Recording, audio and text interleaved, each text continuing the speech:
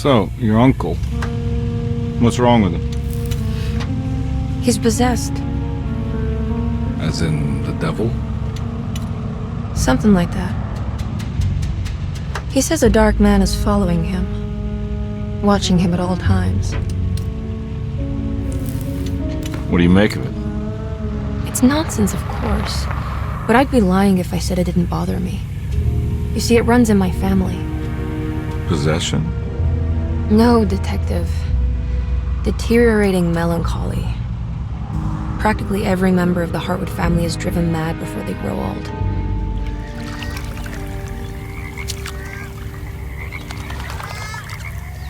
But Jeremy didn't kill himself. Is that why he's at your setup?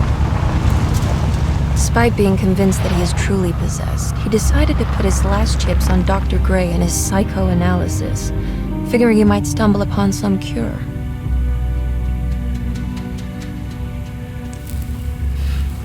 You mentioned the letter.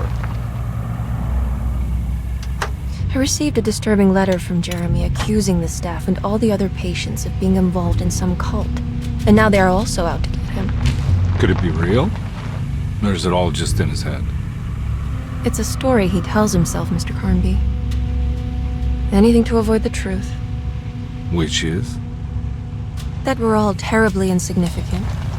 That people mean so very little to one another. That there is no one out to get Jeremy Hartwood because he isn't worth getting. Here we are.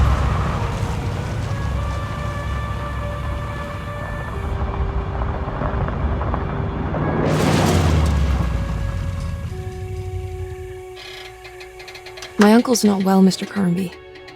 I want to make sure he's all right. Then what's my part in this? You couldn't get a cab? I just wouldn't feel safe going alone.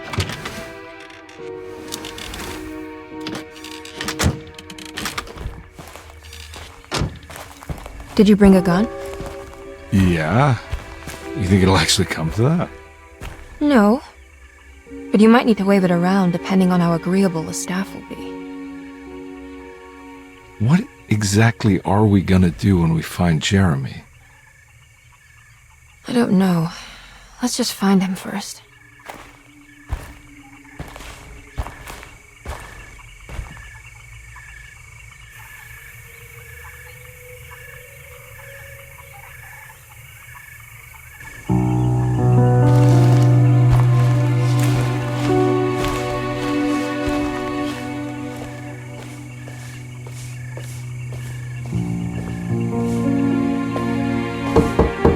Hello?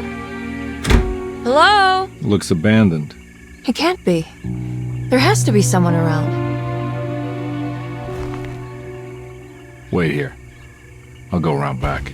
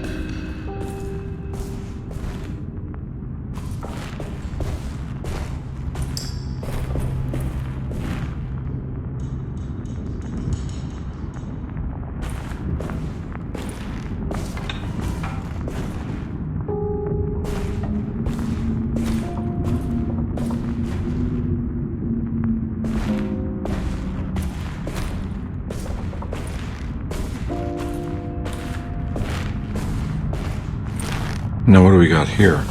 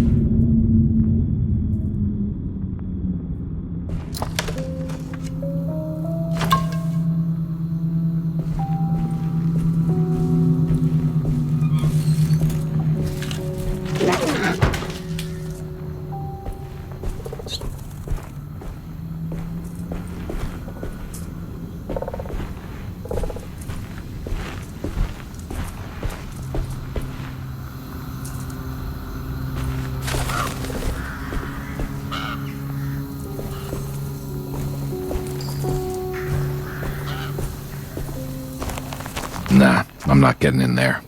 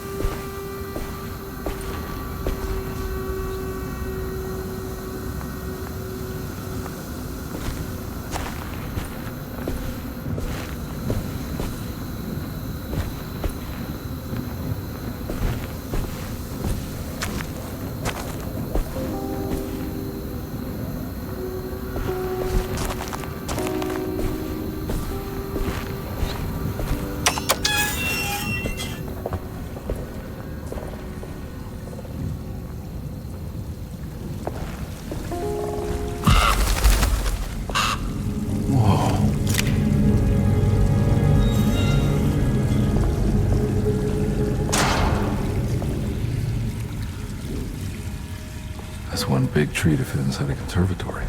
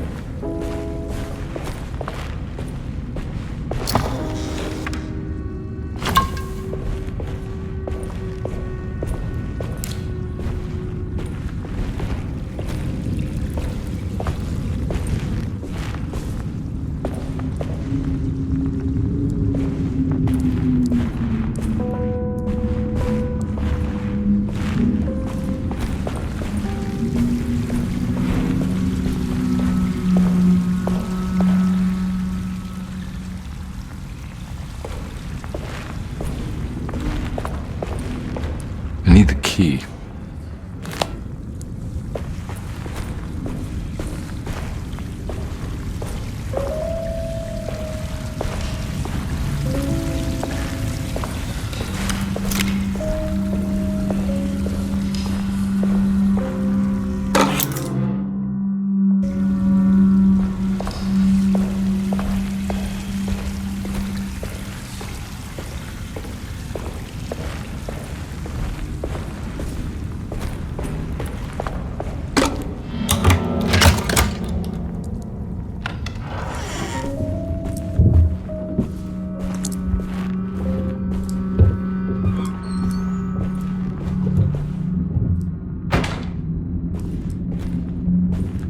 mind if I do.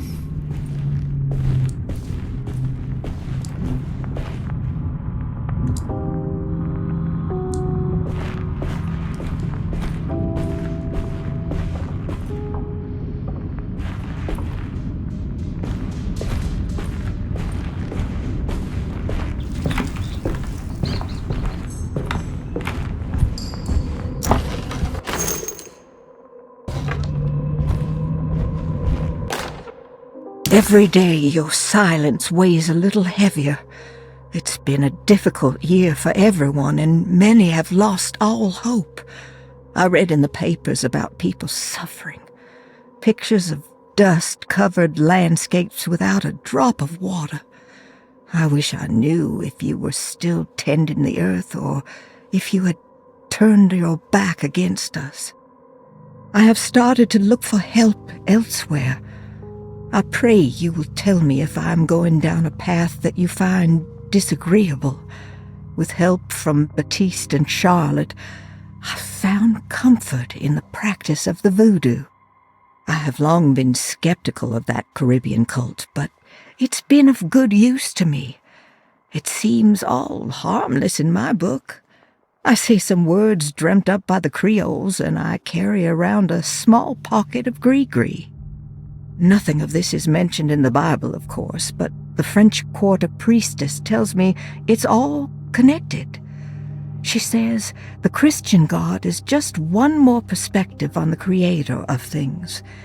That's what I like to think, but the other way around, that the spirits of her faith are just aspects of you, our Heavenly Father. I am so grateful for the words you gave Mr. Hartwood. We will sing your praises at St. John's Eve. The world will be blessed soon again. Only the sacrifices of the Old Testament compare to your demands. Let it be the truth. A mother of earth, wood, and dirt. A mother of 1,000 young.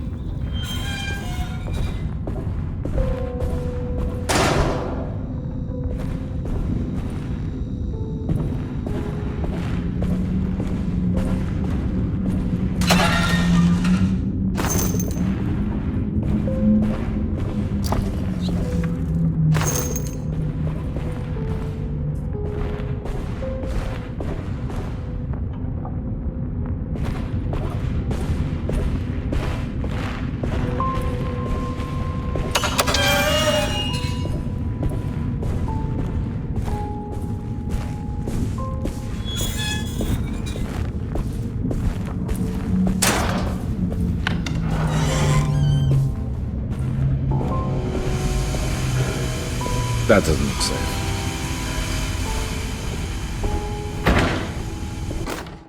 Please do not touch the boiler. It is working after all. While the sabotage has caused a leak, only the decorative plate has been completely ruined. Let's wait for Mr. Chance to turn up and he can take a look at the leak. Mr. Waits.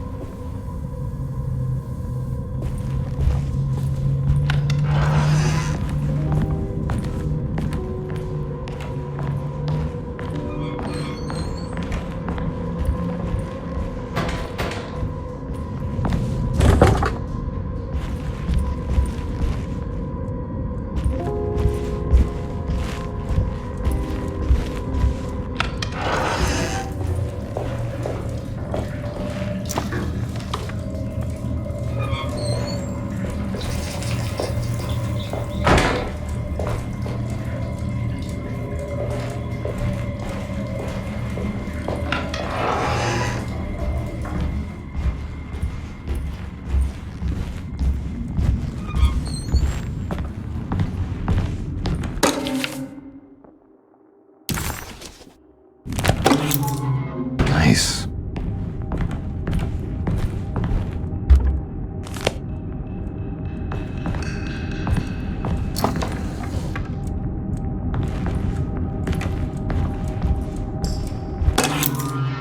Sunday, June 22nd.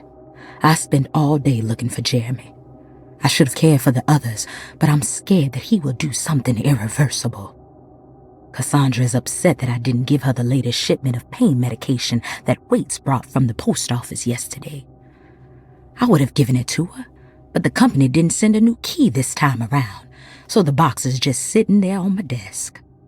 They must have figured we had plenty of their gimmicky keys by now. I only remember seeing one lately. Grace was playing with it inside the grand parlor. Unless it turns up by itself, it will have to wait. I have to figure out where Jeremy is. I think Jack knew something. That dog of his found a strange rot permeating the house. She's showing us, he said. Like those blots and streaks of fetid rot was talking to him.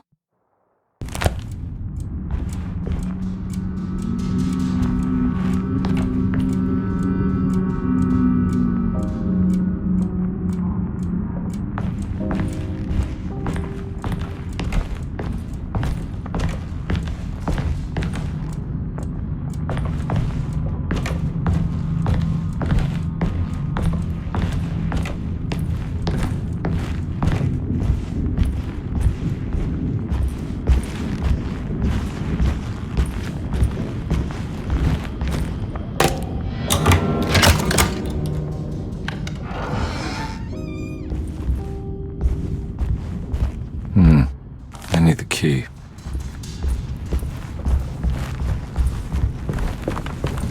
It's wedged shut.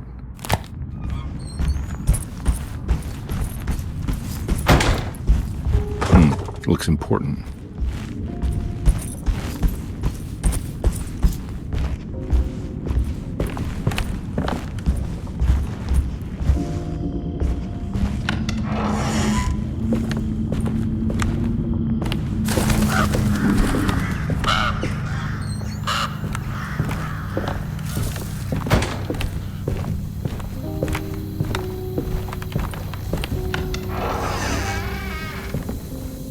Oh.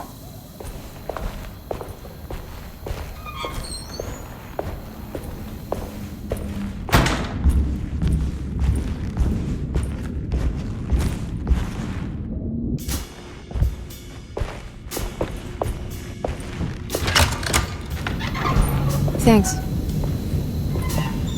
What are you doing? Who are you? Whoa, pardon me, excuse me. My name is Edward Carnby, private investigator. I hope you don't mind we let ourselves inside.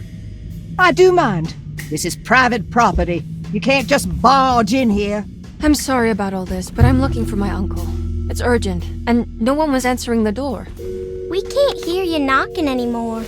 None of us can. Who is your uncle, darling? Jeremy. Am I right? She has that Heartwood gloom, doesn't she? That's right. I'm Emily Hartwood. I just came to make sure my uncle is all right. Well, he is unavailable right now. You will have to come back another day. Unavailable how? Is he sleeping? We can wait. He's lost. Don't I know you from somewhere? Who's your man again, Miss Hartwood? My name's Edward Carnby, private investigator. Splendid. Enough! All of you! Get back to your rooms! McCarthy, keep your eyes on the child. And you two, please leave immediately. Look, we're not here to cause any trouble. Just let us see the old man, satisfy the curiosity of my client here, and we'll be off. Jeremy has gone missing. There's no need to worry, but it might be some time before he turns up. The whole staff is looking for him. What? He ran off? I don't have time for any of this. Please, come back tomorrow. All right, in that case, we'll just wait in his room. You don't mind, do you? It's upstairs, right? Wait, you can't. Don't worry, we'll be discreet. In the corridor. It's the first door on your left. I'll tell Dr. Gray you're here. Excellent. Thank you, madam.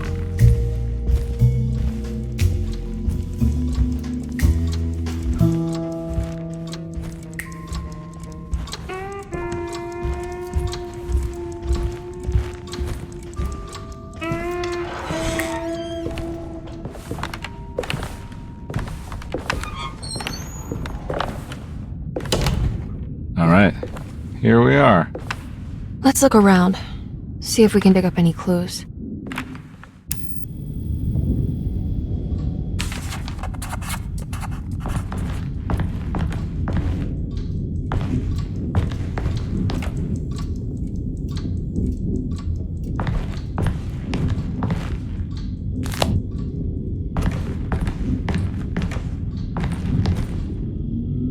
Anything important I should look out for? Did he keep a diary? Not that I know of, but it wouldn't surprise me. Quite the artist, your uncle. Paintings, sculptures. I don't know much about modern art, but he seems dedicated. Jeremy is a fairly well-known landscape painter in New Orleans. You've probably seen more of his work than you realize.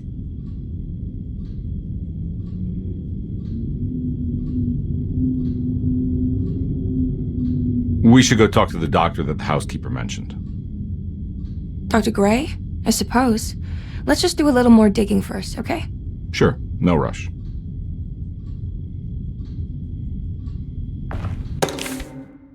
Every night the dark man stands opaque at the threshold of my room, counting the days until my spirit spills out of my tired shape. Only his pallid mask shelters my remaining sanity. Staring directly into the face of that demonic sultan would surely sunder time itself. Would he have looked the same to my father as he struggled for his life? Does his veiled face haunt my niece quite the same way?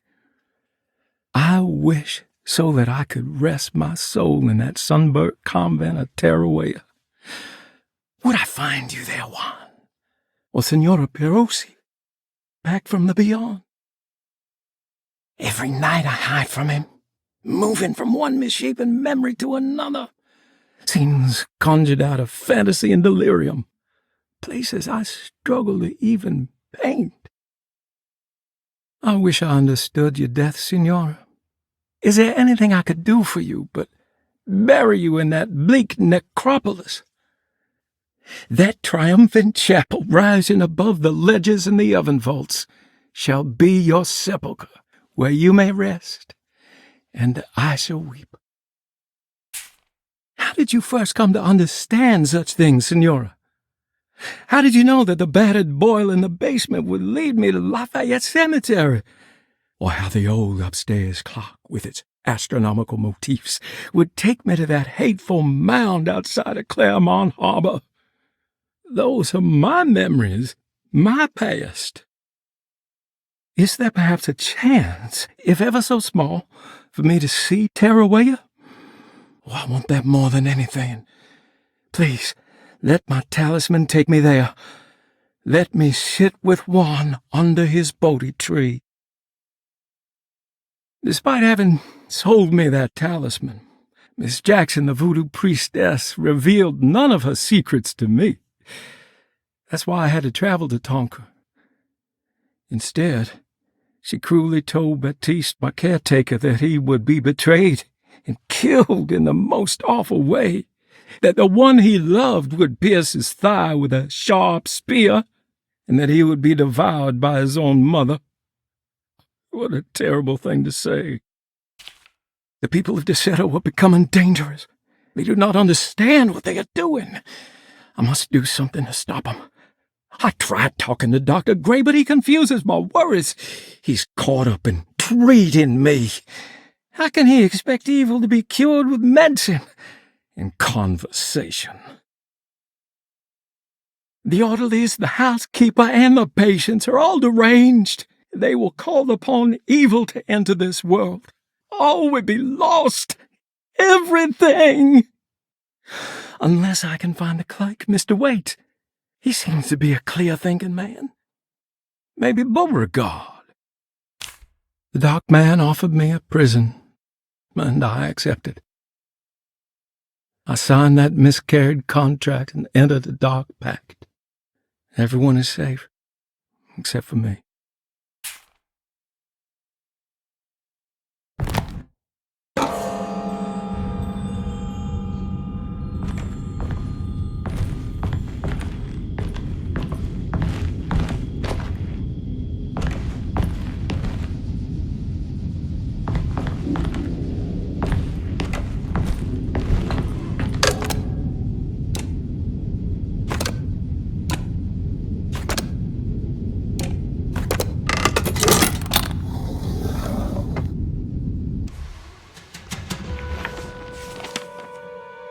Hey, you know anything about this? Looks like some sort of talisman. No, I don't. Oh, help me out here, will you?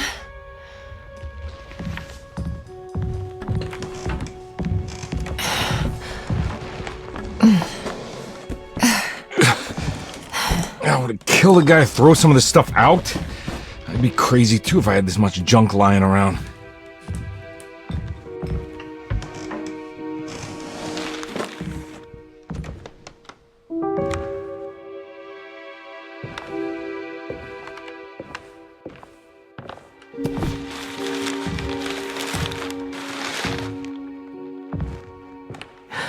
Oh, wow. That's striking. I want to save this one.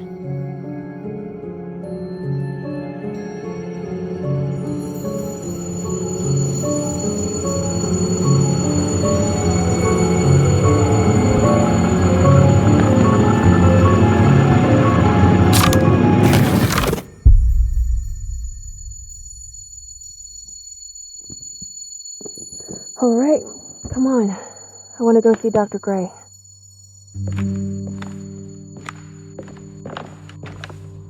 Come on, let's go. Yeah, I'm coming.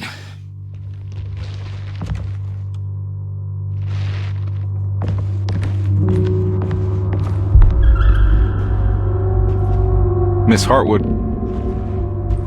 Emily?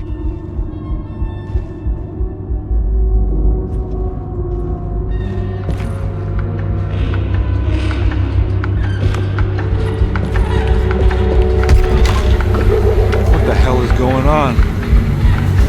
Where am I?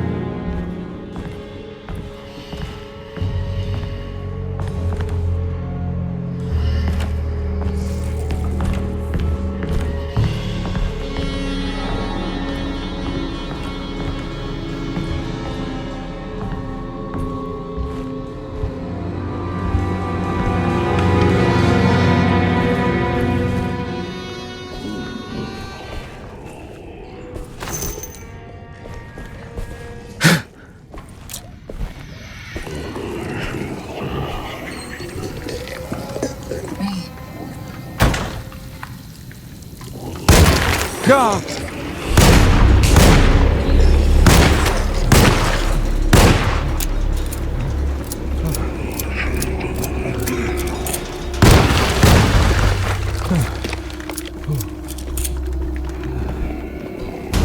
Christ, what the hell was that? Ah!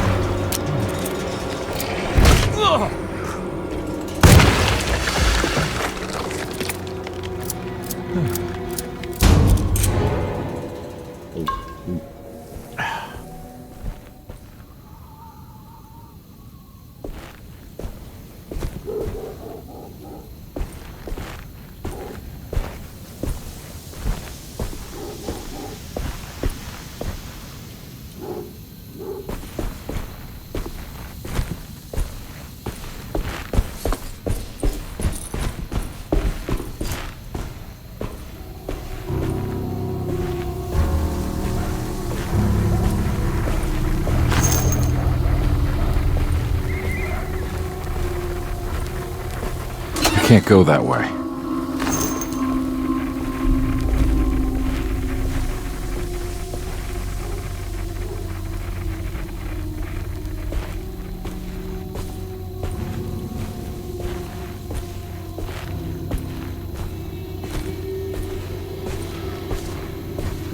What the hell is going on?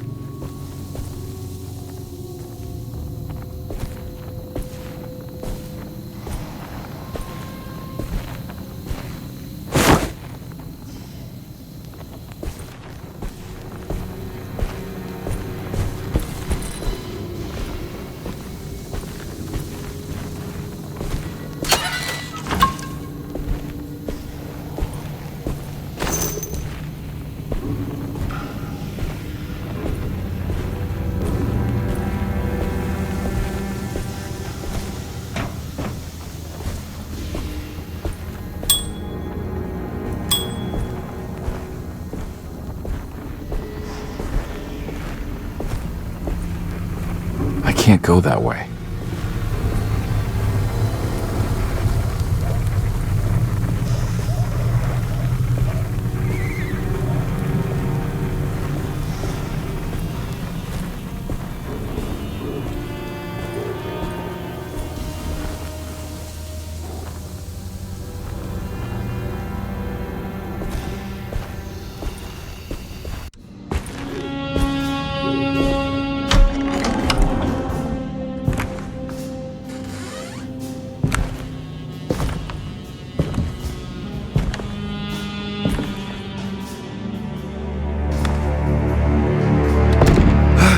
Let them get inside, Carnby. They're not the good kind. Are you... Is this your store? There are no owners here. We both strangers in Jeremy's store. Jeremy did this. How? Packed with the dog man. Jeremy warned us, but we didn't think much of it. I'm Detective Edward Carnby. I was hired by Jeremy's niece to find him. Oh, yeah? How much she paying you? $150. She's sure getting her money's worth tonight. Are you a thinking man, Carnby? No, not if I can help it. You know, I think Jeremy's hiding in a way we can't find him. He has this juju necklace that guides him. The talisman? That's right. It's some magic charm he got from Miss Jackson down the street. The voodoo priestess? You know surprising things, Carnby. Yeah, the Mama Loa. Here, take the key. I locked the gate to save her place from all the ghouls and goblins getting inside. Maybe if you go there, you can find some clues to show you the way. Thanks. I'll have a look.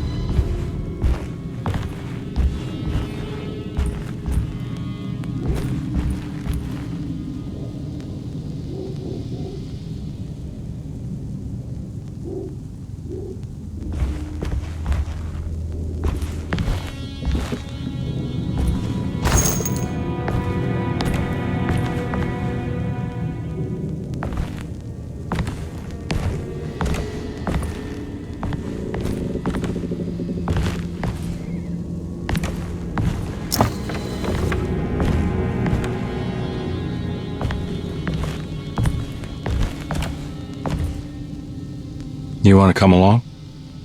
Nah, I'm gonna stay here for a while.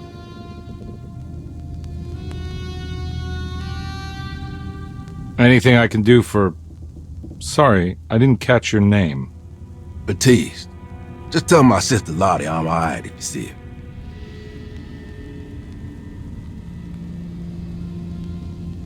All right, I'm heading out. Be careful out there.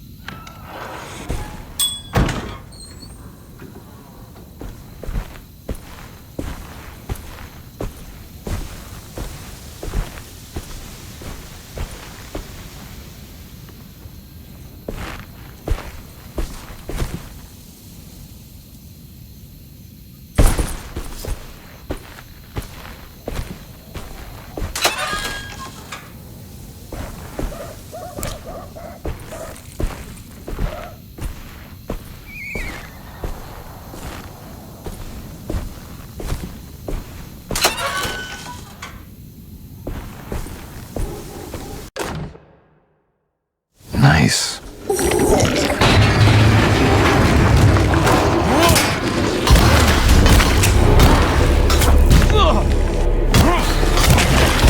My weapon broke.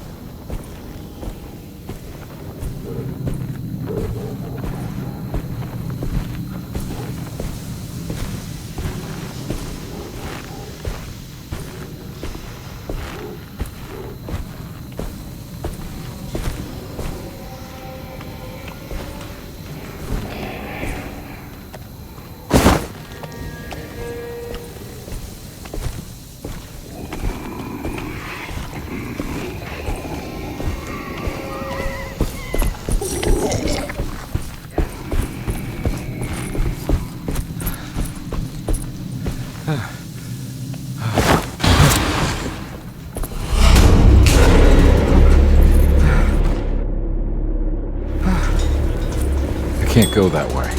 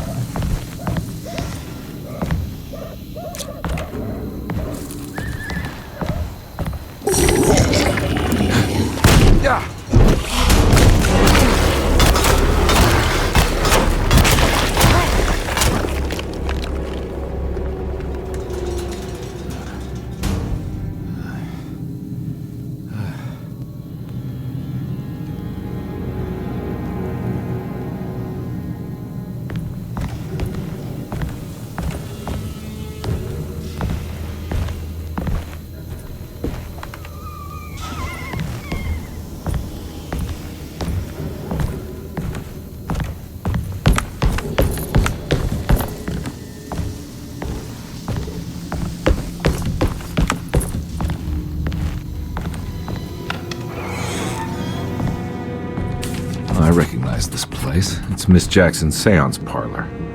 Let's see if she's got any information on Jeremy's talisman.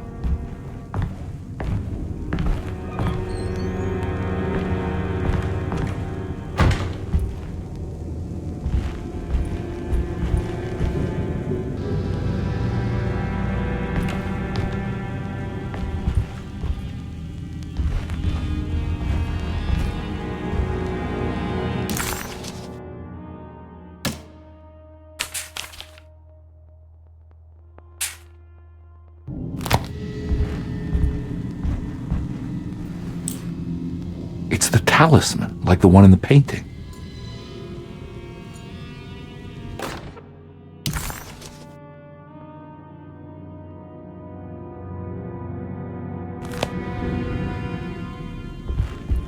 I think it's meant for the talisman.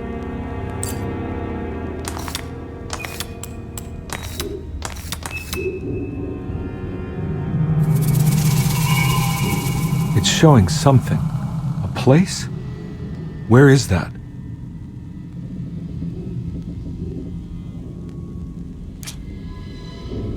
Huh.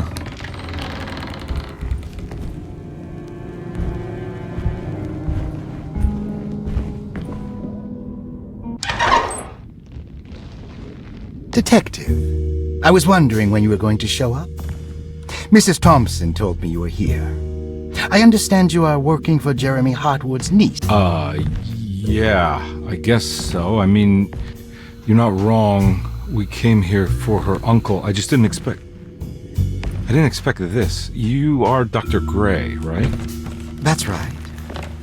You don't happen to have some identification, Detective.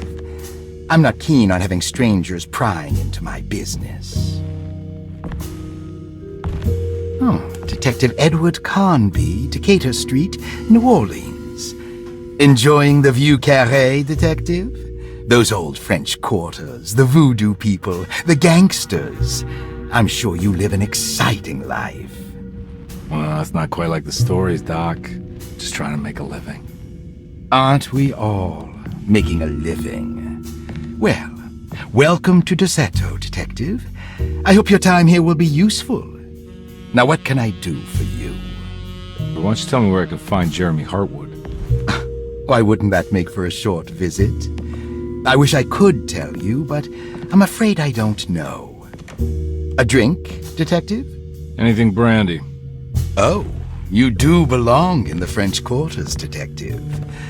Armagnac or cognac? You know, just give me the cheap stuff. I'm not much of a connoisseur. Having low standards is not a virtue, Detective. Let me see if I can broaden your perspective. What can you tell me about Jeremy? I wouldn't want to go into details about his condition. Doctor-patient confidentiality. I'm sure you understand. Sure, but he is crazy, and he's gone missing. Why? Here, try this. Ooh, it's good. Got a bite? It's called a sidecar. The trick is not to be afraid of the tartness of the lemon. Then, for goodness sake, don't overdo the triple sec. Okay, what can you tell me about Jeremy? Well, let me think. He is an anxious man, constantly worried about events not presenting themselves according to his model of predestination. He complains about things not being carried out in the right order, and that some things simply shouldn't be. Is any of this helpful to you? Not really. I was hoping for some direction where to look next. I'm sorry. I have nothing for you then. You should talk to my orderlies. They have been looking for him for a while now. I'm sure they would appreciate your help. Yeah, I ran into Batiste earlier. Come to think of it, he might have given me a lead. Oh, excellent. So your investigation is already underway. I'm gonna go, but I'm sure we'll meet again. Looking forward to it. Safe returns.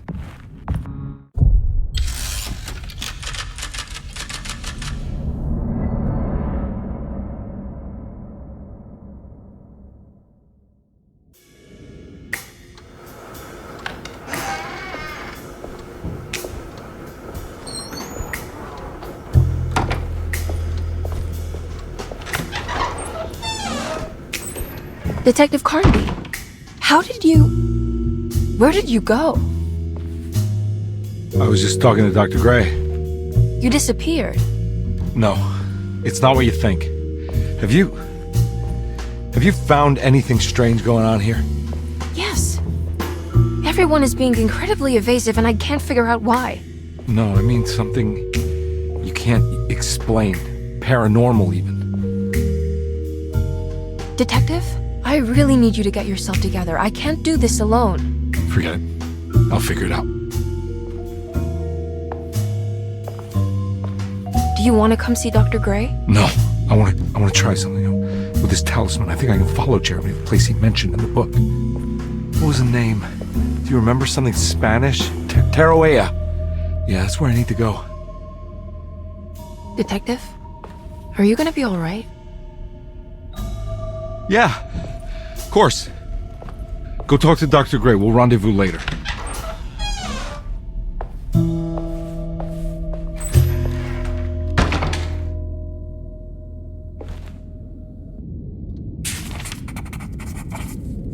This talisman brought me back from the French Quarter in the blink of an eye.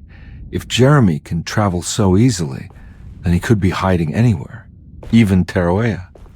If he can do it, so can I. I just need to figure out how the talisman works.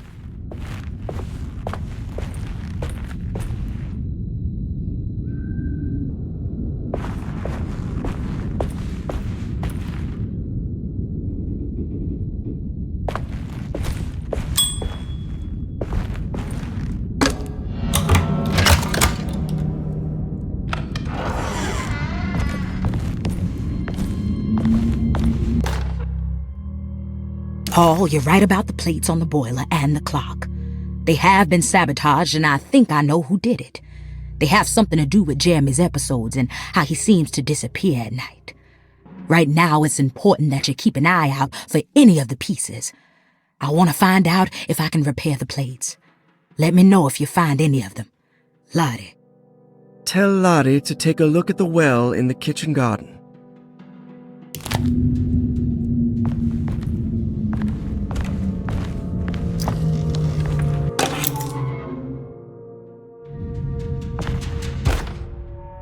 Dr. Elmore Lee Gray is DeSeto's chief doctor. Accounting and all administrative work is handled by me, Paul. Saw your notice in the boiler room. You should know Mr. Chance won't be coming back. I got no business being in there myself, but you can take a valve from the wine cellar if you want to try to stop the steam pouring out. Be careful.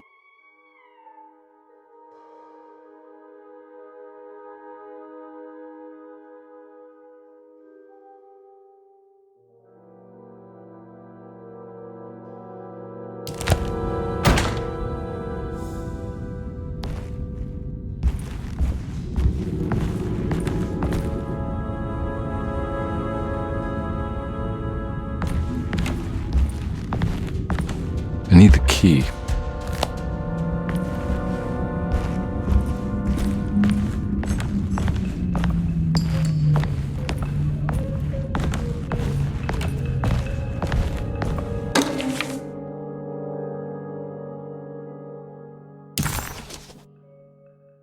Looks like all the patients are accounted for, except for Jeremy.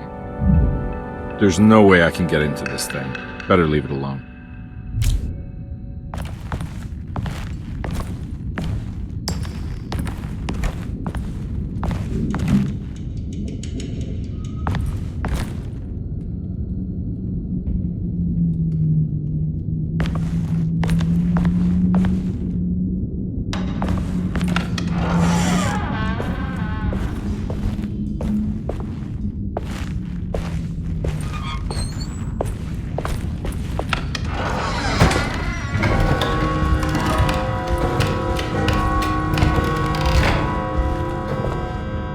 I'm not gonna walk out of this now. I need to help Emily save her uncle.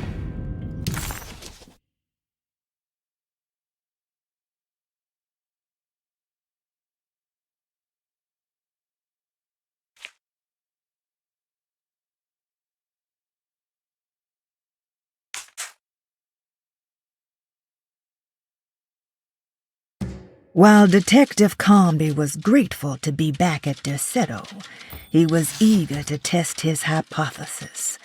After having suffered through that sinister world, dressed as the French Quarter, Jeremy's writing could be read much more literally. What if Jeremy used his talisman to actually visit those places he mentioned in the book? Carnby felt certain that this was the answer.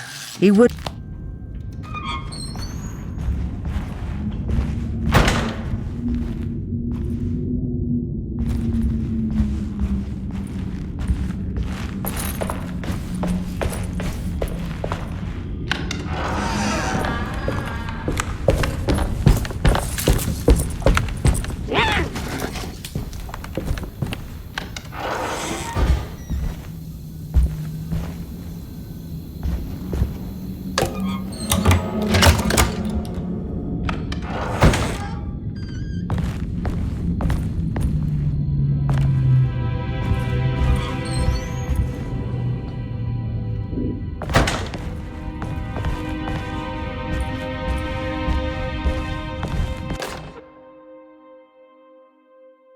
Lost Plantations of Louisiana, Thierry Briclot, 1917. Derceto was a small plantation on the eastern shore of Lake Pontchartrain. The land was considered difficult for industry and was sold for only $30 to Elijah Pickford in 1818. Pickford employed hundreds of workers from nearby New Orleans to clear the woods and build a small plantation mansion facing the lake with a striking Greek Revival temple facade. Derceto kept a modest production of barrique tobacco and indigo that persisted up till the Civil War. During the antebellum era, Derceto was the source of many rumors concerning voodoo and witchcraft. People who traveled the lake reported seeing people dance at night in front of bonfires, bleating and wailing.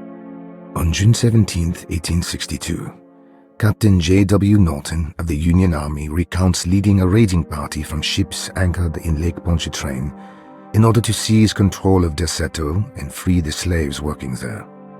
The captain was surprised to find the workers fighting back with unprecedented zeal.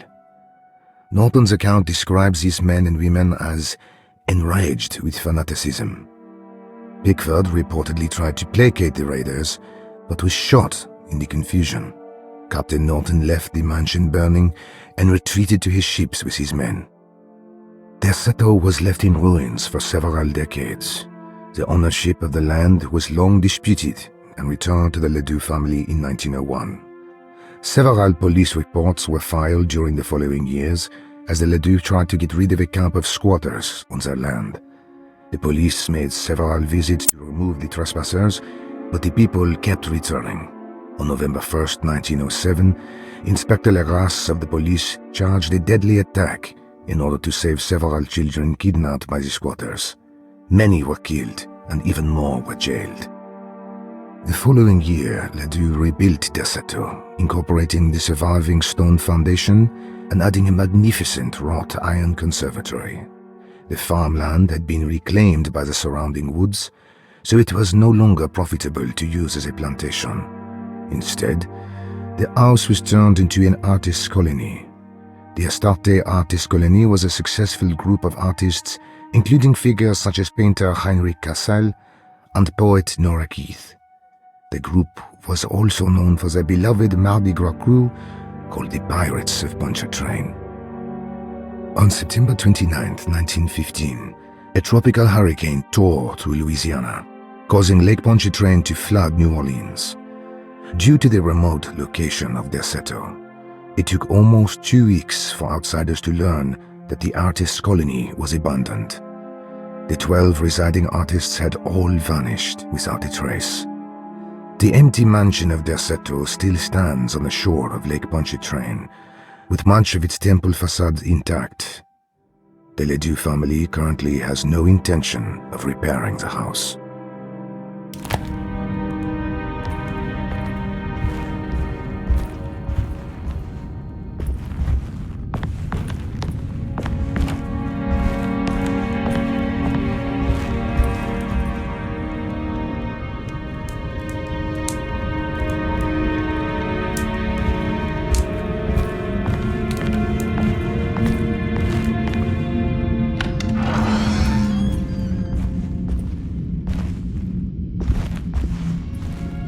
Now we're talking.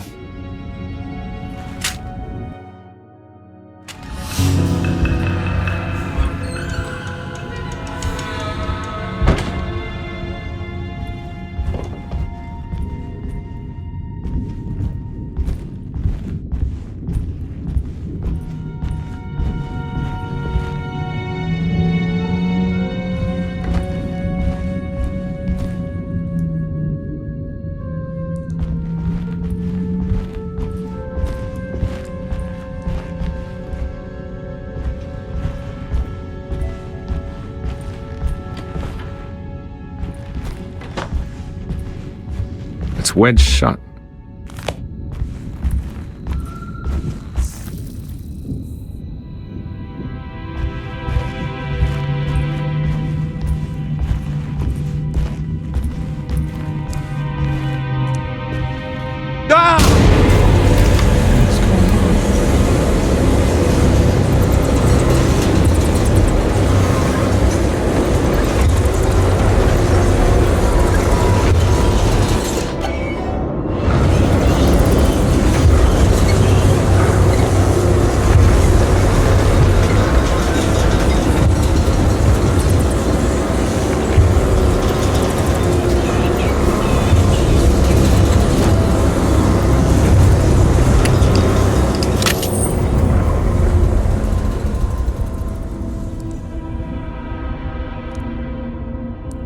What happened? Everything's normal again? Right.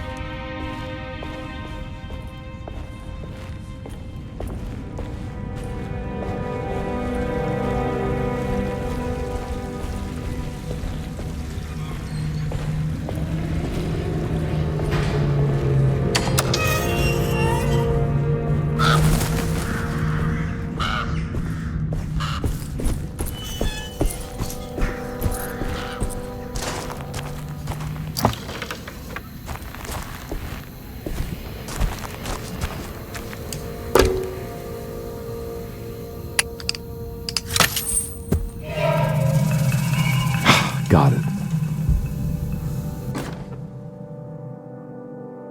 Nice.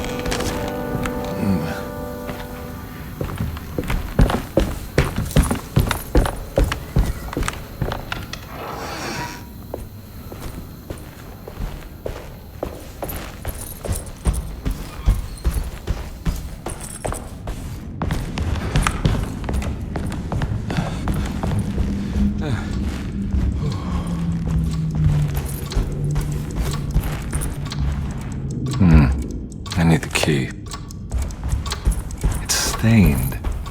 Looks like... Yeah, sorry, Detective. Didn't mean to obstruct justice or anything. That's fine. You know, I'm kind of busy with my own case of a missing person. I was wondering if you've seen Grace, a girl about yay high? I can't say that I have. Why are you asking? Well, I'm looking for her. Is she in trouble? No. She's just hiding somewhere. But we can't have a rascal like that running around unchecked at a time like this, you understand? Well, I haven't seen her. Well, let me know if you find her. I'll be around. I'll keep an eye out for your man, Jeremy. You scratch my back, Detective, and I'll scratch yours.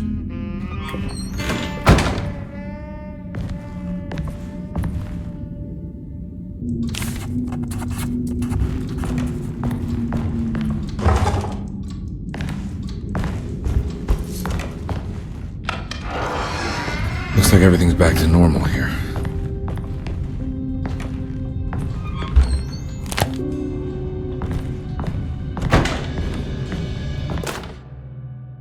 Emily's here.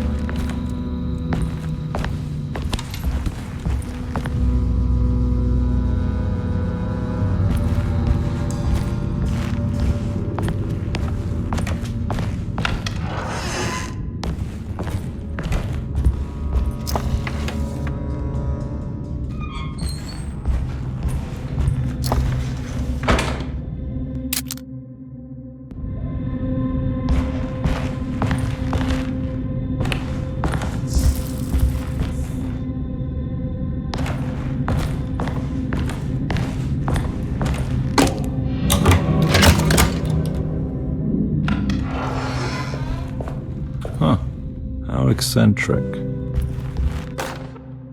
I did it! I crossed the thresholds to my intended destination without a focusing device. My talisman now knows these roads, and I have no need for the plates. I can find my way to Lafayette as easy as I find my own room. I visited the grave of my father and seen the oven waiting for me. Thank you for opening these doors. I now must summon my courage and go back to that hateful mound outside the oil rig.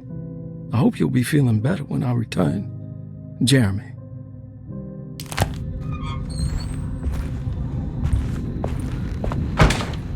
What are these symbols? Looks like alchemy or star constellations.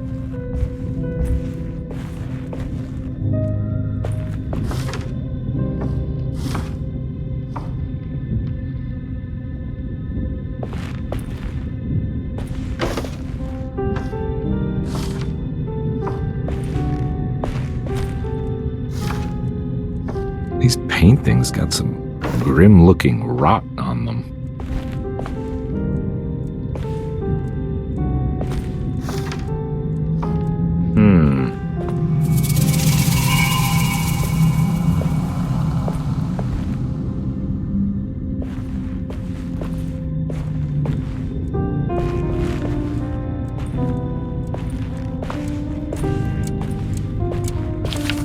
Astarte Artist Colony.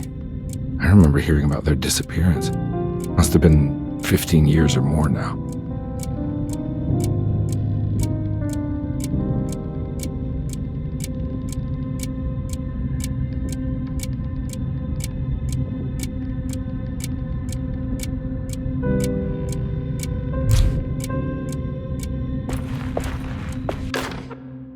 Will I need to remember how to get them out again?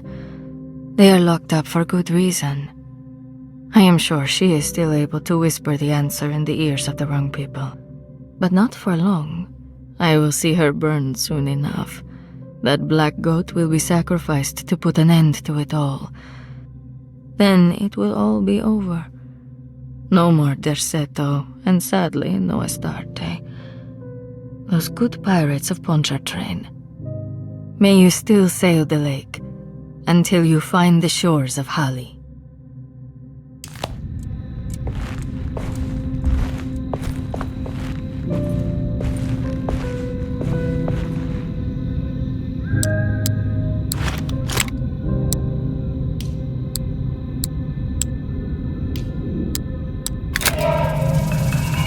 Got it.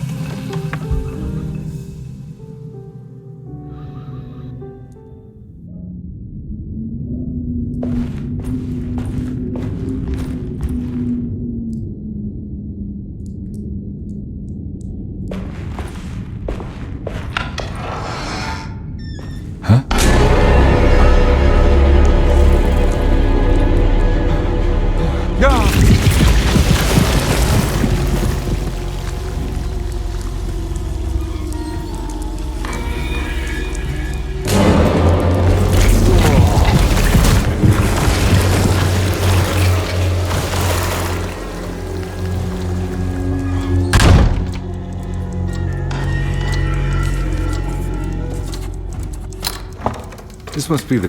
What the hell is going on? Looks like the plate that held the talisman. I think I've seen this somewhere.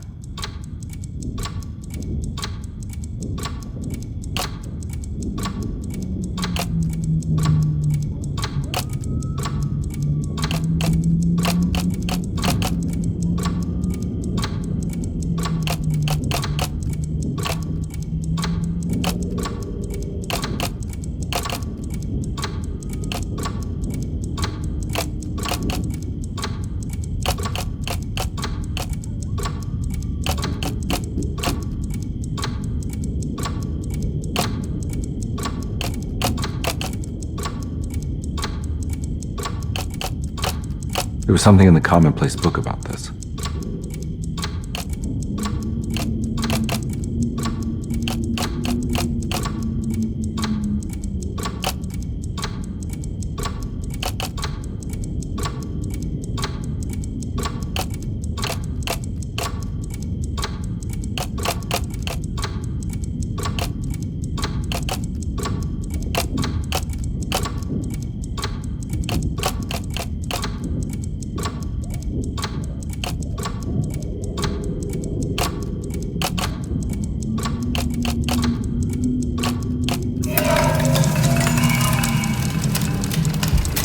I think the clock broke. Or maybe it just stopped at a very precise place.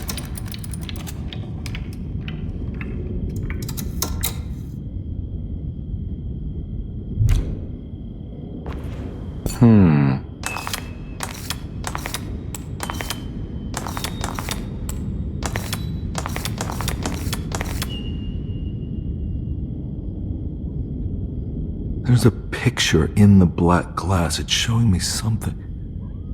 It's the hallway outside Jeremy's room.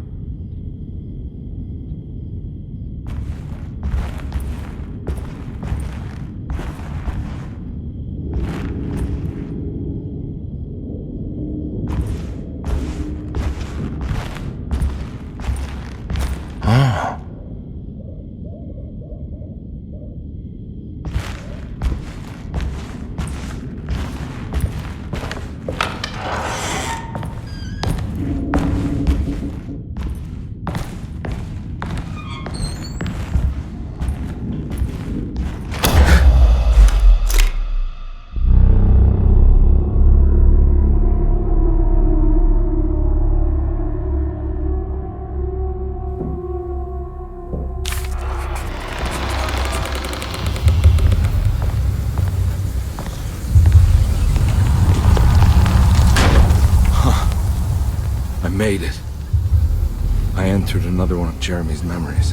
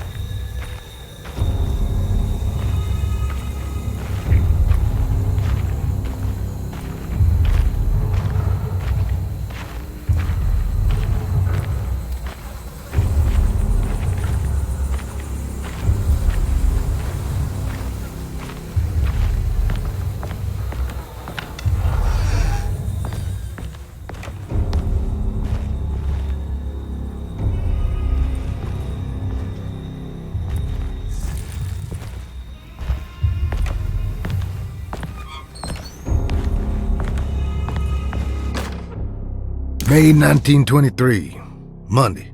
All okay, ready for delivery. Maintenance. Oil pump must be serviced.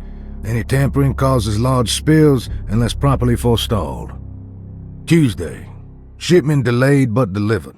Maintenance. Service bridge close to broken. Wednesday.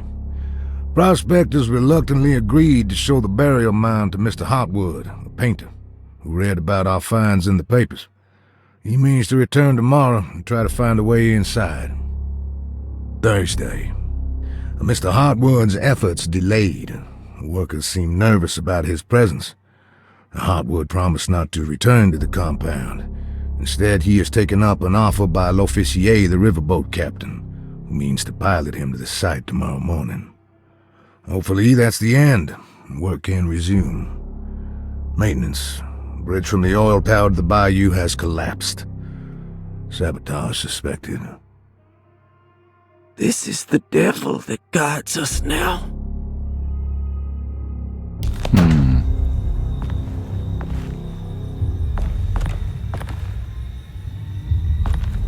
I need the key.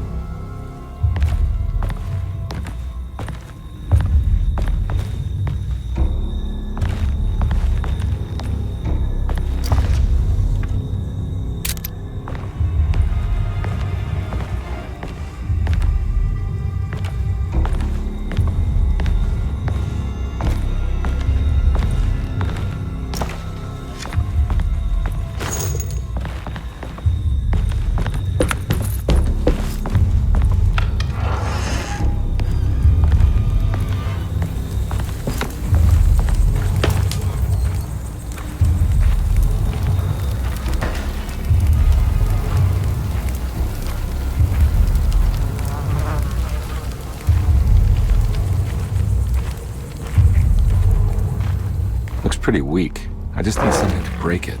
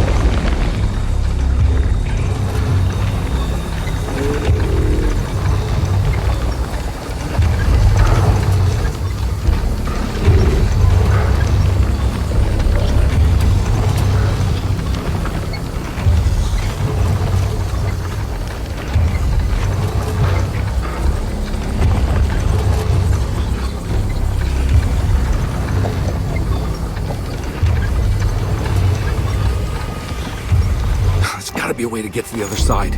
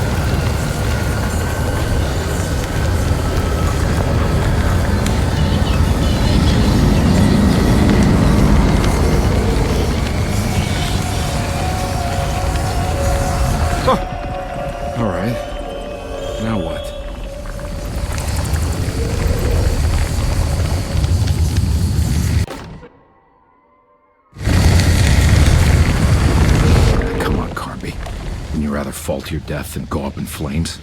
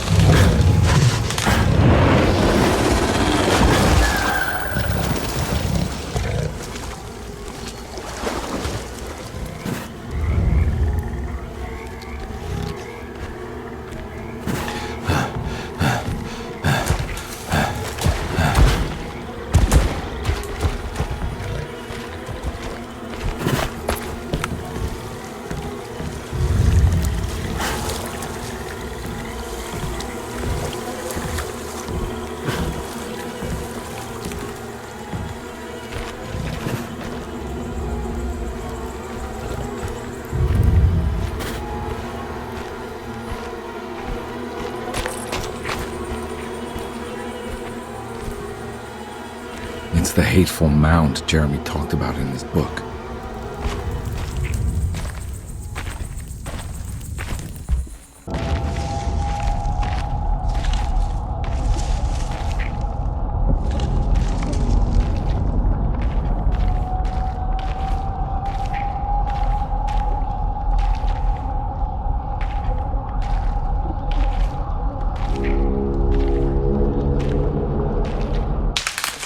Don't come any closer. I'm armed. Get that thing out of my face. Who are you? What are you doing here? I'm just a detective trying to find something called Tarawea. You're after Jeremy too? Why? I'm working for his niece. She wants to make sure he's alright. He might be unharmed, but far from alright. He's a curse upon Deseto. Here we go again. What?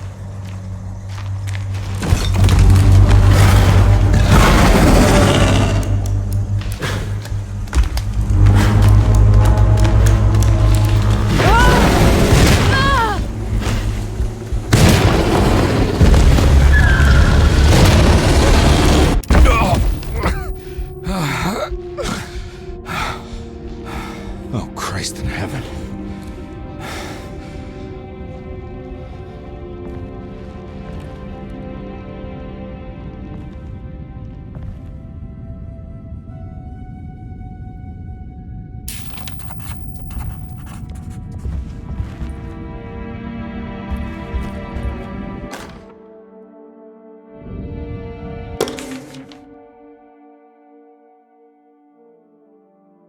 Reflections on the Power of the Verb in Certain Texts by Juan Luis Jorge. To act is in itself divine. Even the slightest movement of our hand is evidence of our soul in motion. Yet our free will is so easily overwhelmed by the dullness of everyday life. Our actions become rote and rigid in spite of luxury and comfort. True divinity is found in the choice of leaving the stage where we all perform. People who discover this freedom unexpectedly will be struck by the terror of this revelation and become paralyzed, or worse, turn to suicide. However, if you are able to weather that storm, you will discover that there is a divine path beyond that fear. There is a chance to dismount your destiny and make something new. Something that hasn't been planned for or predestined. There is difficulty in explaining this type of acting as it transcends our everyday choices. This isn't some banal decision choosing one career over the other, or even who I should marry. Leaving the stage, no matter how, isn't a matter of course correction. It's a rejection of the story that the Creator is telling.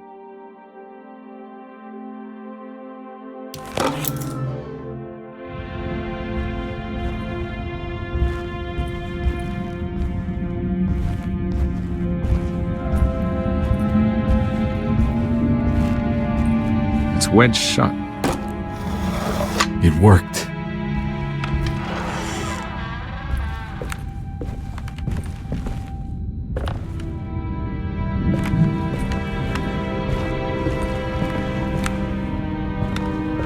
I don't think I have everything I need.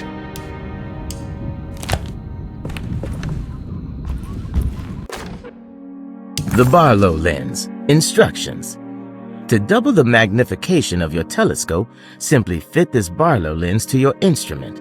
Then operate the fine tuners to adjust the distance between your lenses. This is easily done while looking through your eyepiece. Simply search for a position where your picture is clear and appears flat. When correctly tuned, your telescope should present a clear picture with magnificent magnification.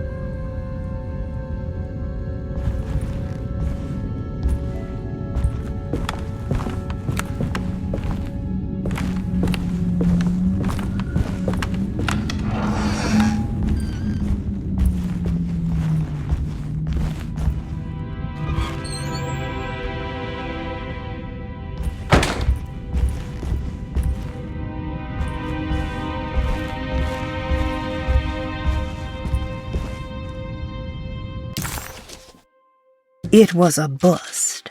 The oil rig and the hateful mound led him nowhere closer to finding Jeremy. Carnby was sure he had struck gold when he found Jeremy's bag, but it was just a trap set by Lottie, another of Deceto's orderlies. Things got out of hand real quick, but somehow Carnby managed to find his way back to Deceto none the wiser. At least it was one item off his list. Now he had to figure out what to do with the boiler.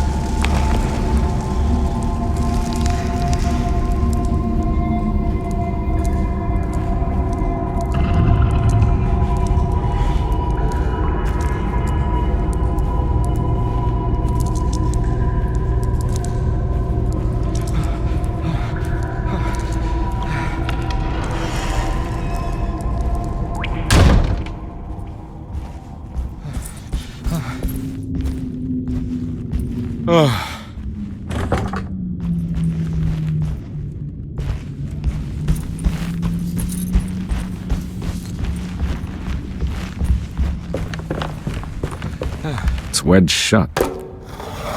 It worked.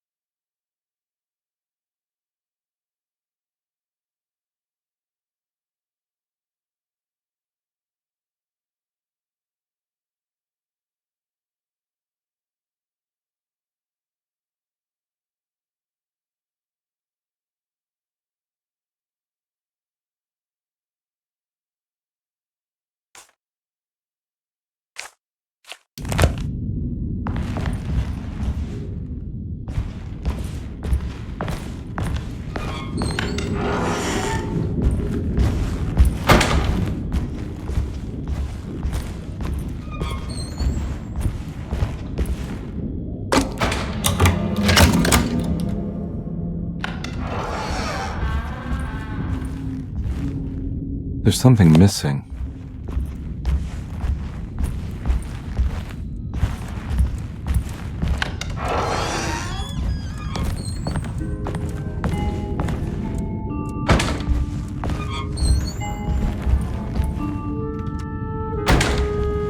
This must be that kid.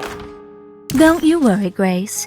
Go play your game, bleat and bellow with the others. I won't be jealous. There will be more masquerades. However, I would love it if you would finish my mask for the feast. With love, Ruth.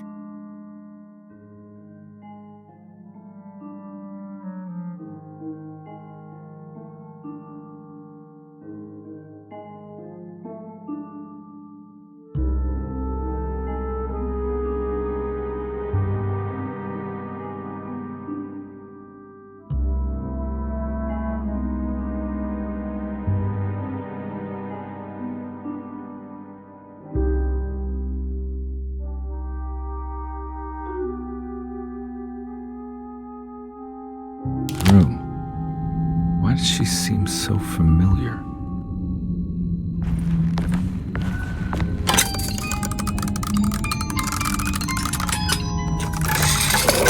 Huh.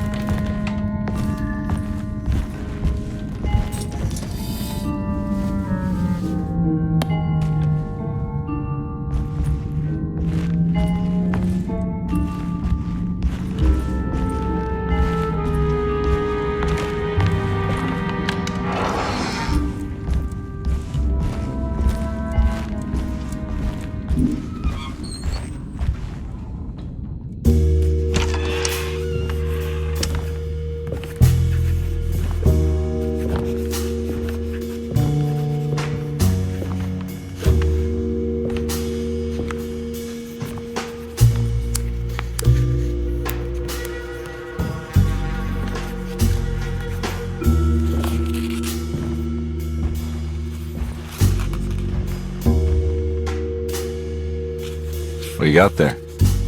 You drawing something? Nothing special. I'm just bored.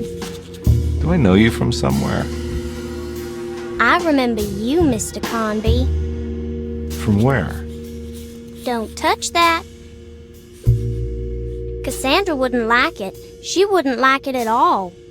Do you know where she is? I'd rather not talk about it. It makes me upset. Besides, she'll be back after the Feast of St. John. You think? Yup. It's all on the page, Mr. Carnby. And many of them that sleep in the dust of the earth shall awake, some to everlasting life, and some to shame and everlasting contempt. All right. I'm gonna go now, if that's okay. I don't like to stay too long in the same place. Mr. McCoffey might find me. Hey. Is he mean to you? Not everyone needs to be saved, Mr. Carnby. You should know that by now.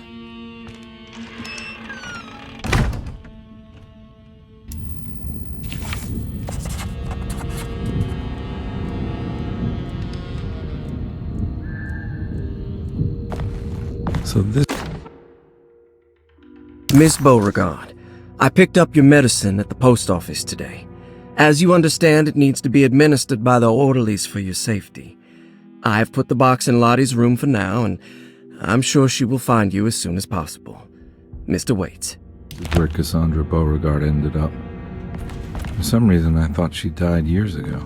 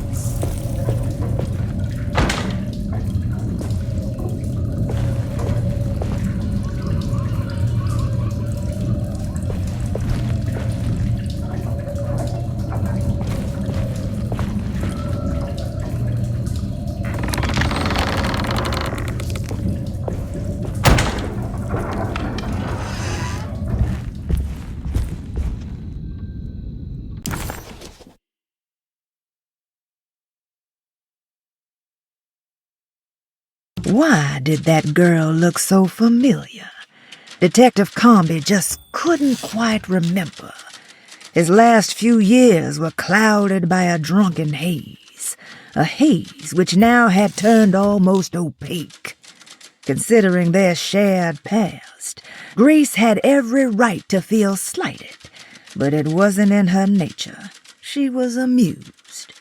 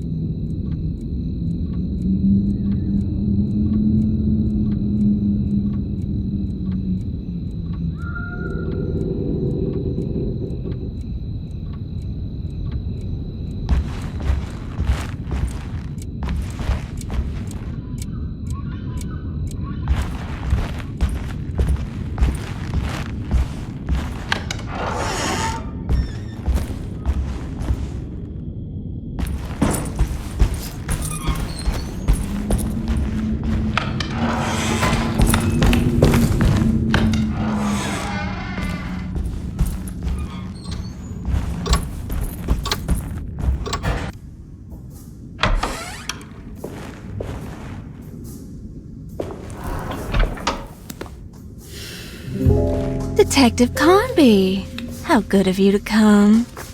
Let me pour you a drink. What happened here? This place looks like it was hit by a bomb. Welcome to the madhouse, Detective.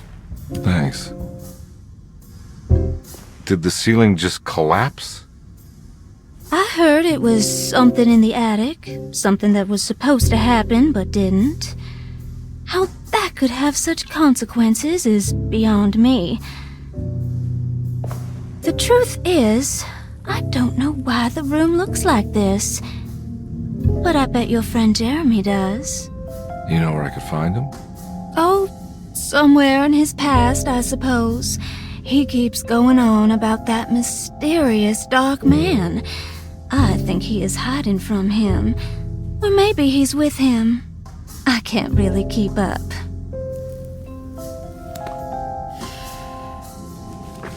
I don't worry much. Take a look around this room. You may think it looks spectacularly devastated, but I just think it's finally found its stride. It fits perfectly with the state of this place and its loonies. The same goes for the nonsense with Jeremy. In my eyes, we finally managed to match the wild ride inside all of us. Well, I'm happy you find the evening so harmonious. I hope you don't mind me setting things right. Jeremy's business, that is. This room looks beyond my capabilities. Good luck, Detective. Hope to see you again soon. Yeah. Evening, miss.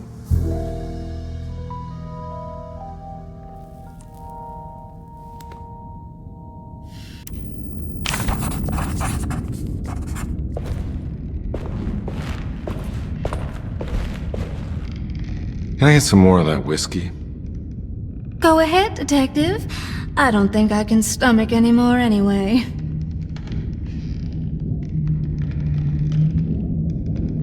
Am I bothering you? On the contrary, Detective, I enjoy watching professionals at work. Well, I better get going.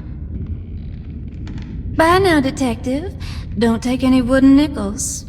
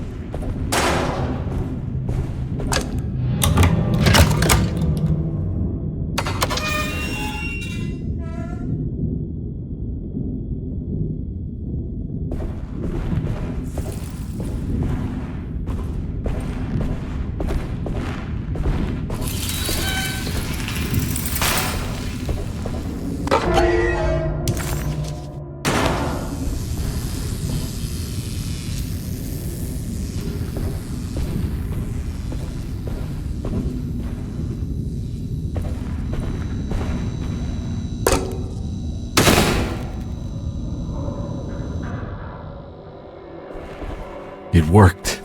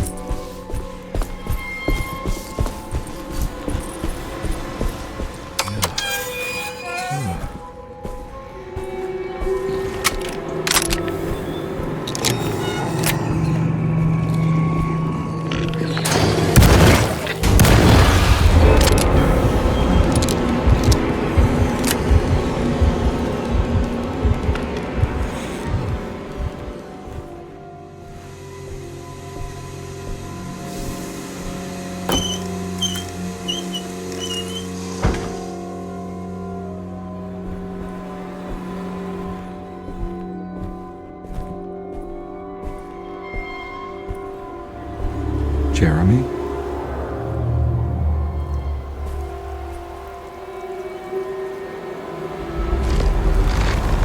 What the hell is going on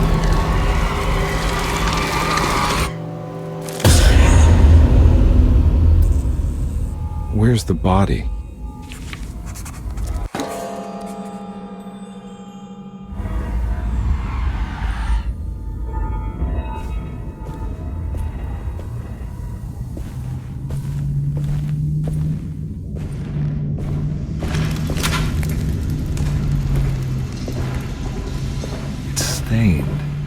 Looks like some kind of rot. You know, Mr. Waits, I saw a piece of the plate that Liza broke. I think she's been hiding them. She's not very good at it. She just chucked it into the little room with all the tools behind the boiler. I left it there. I didn't want to embarrass her by picking it up while she was looking. We went upstairs instead and played backgammon. I let her win, because she's so unhappy.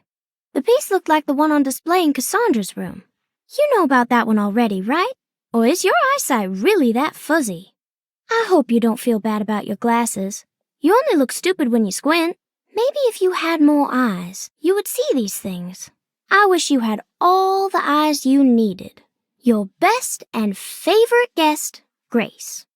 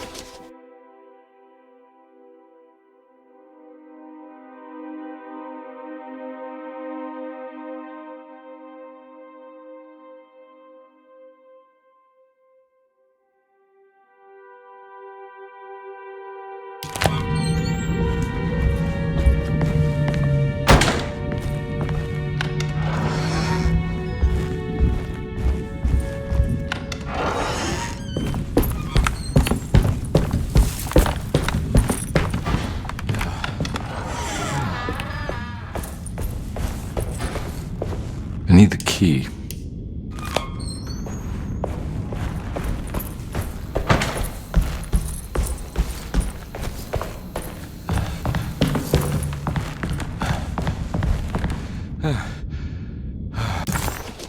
Carnby didn't know what to make of the grotesque vision of the dead clerk. Was he dead, or was it all fiction?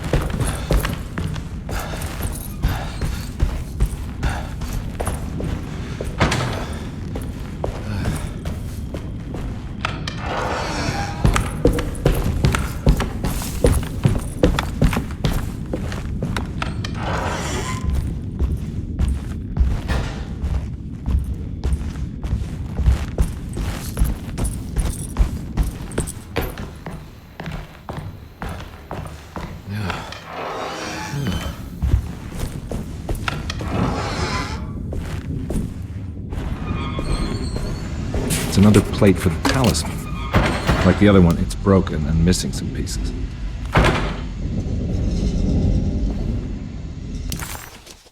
It looked like any old boiler that Carnby could think of ever seeing.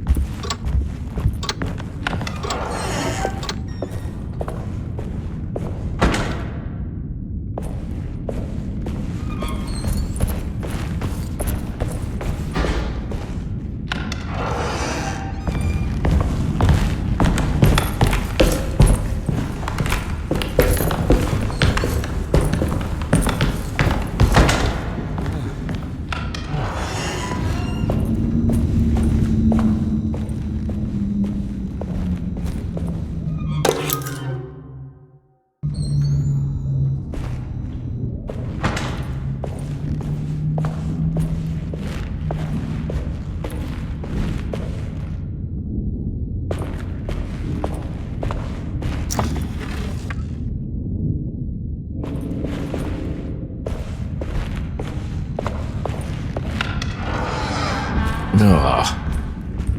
There's more of that aggressive rot.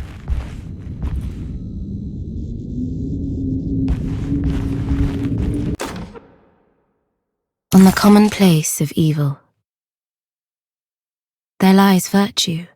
and stark irreverence, careless thoughts of luminous indifference. But blame not the beast we once were, which science so often wished to refer. Not the wicked full of sin, it is you who stand and grin. All our good intentions aside, whereupon we build our pride. Sunless solitude, follow not this corrupting light. Prophets of confidence always crashes out of sight. Hear me, for we all bear this mark. Thus we must remain alone in the dark.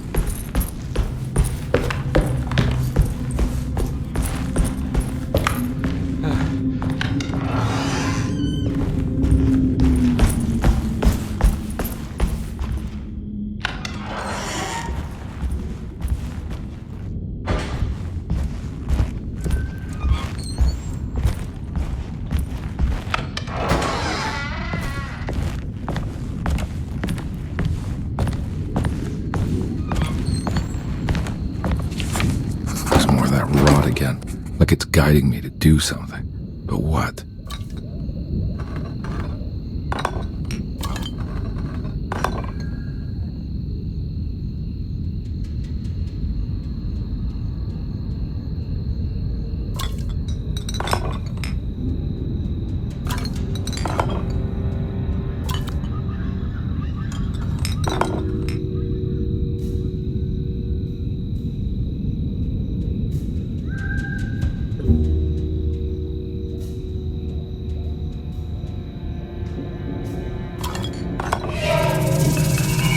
The rot made the shape of a snake.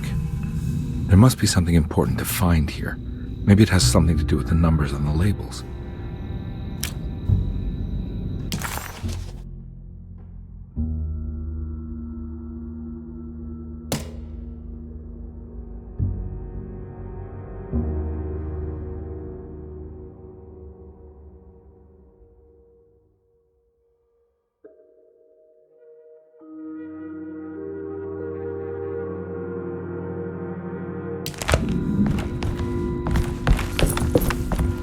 It's another one of those strange padlocks.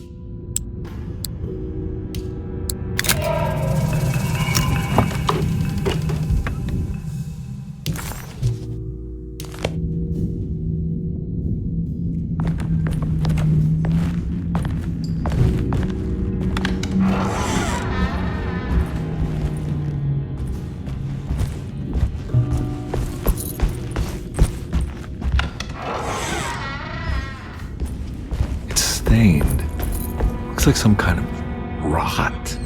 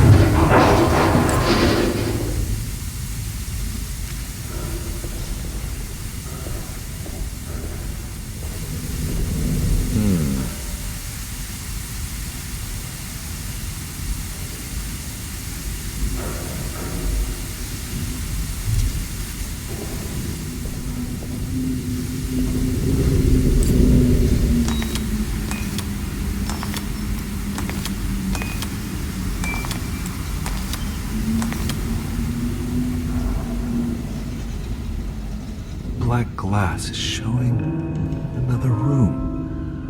Must be a way to another one of Jeremy's memories.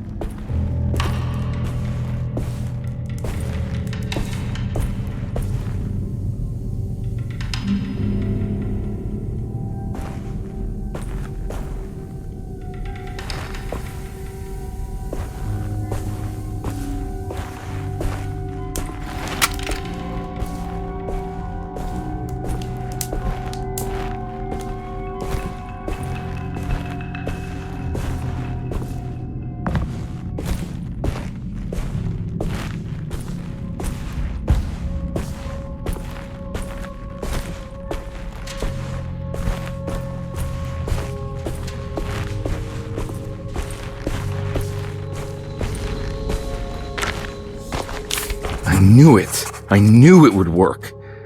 You're getting good at this, Carnby. Maybe a little too good at this.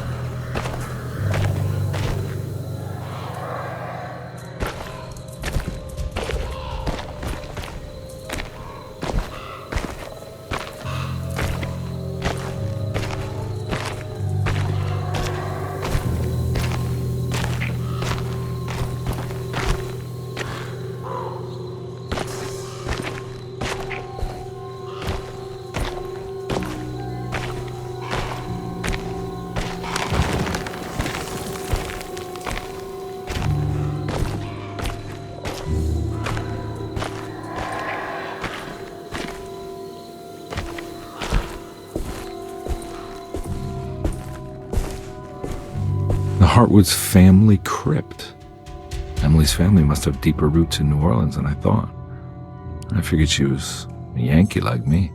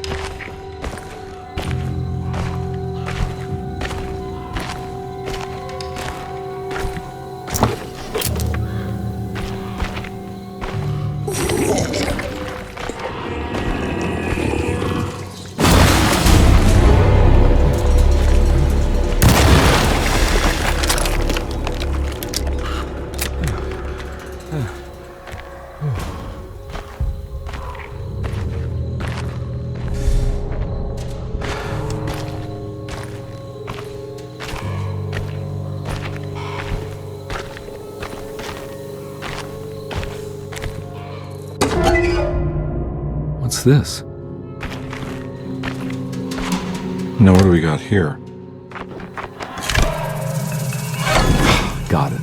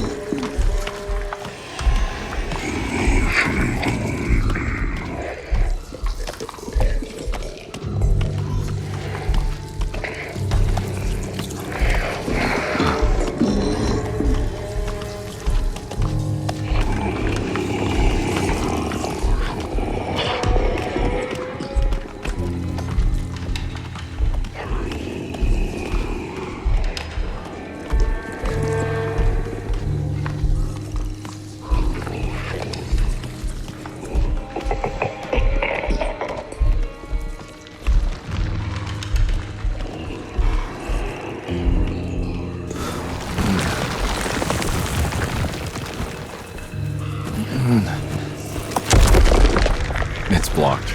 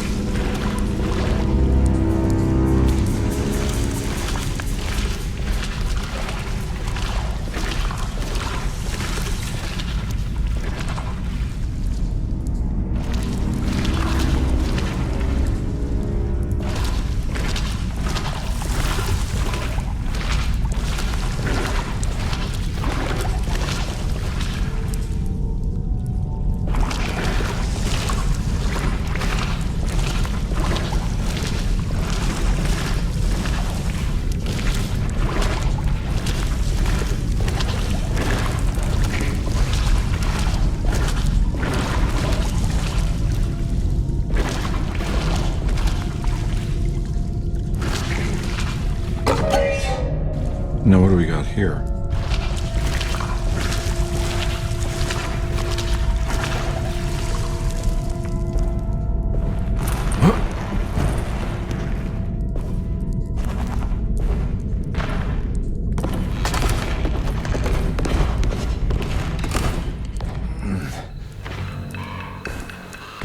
Thank God that's over.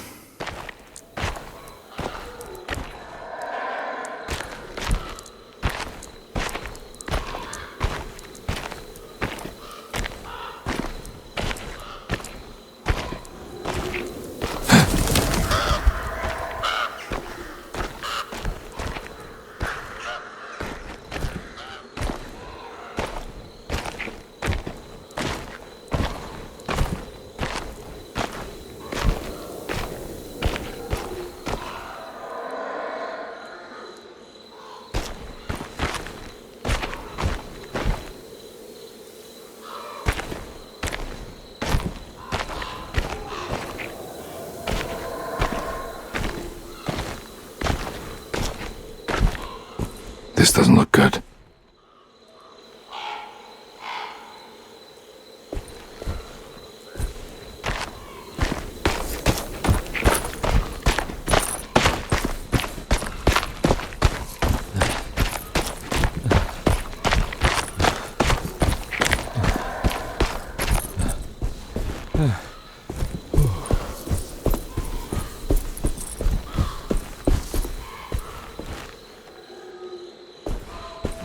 Huh.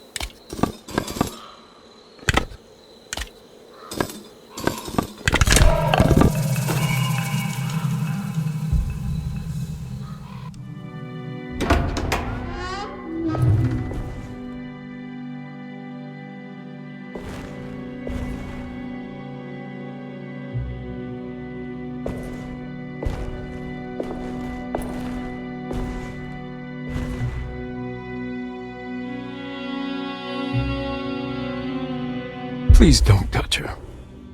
Jeremy, what are you doing here? Everyone's looking for you. I know, it's all a big mess. No one understands. I'm just trying to keep evil at bay. Just for a little while longer. You've got to come back with me. Your niece is waiting at Derceto. Emily? Why would you... My letter. I keep making it worse. What is going on, Jeremy? How is any of this happening? I made a terrible promise with someone. The Dark Man. Who is he?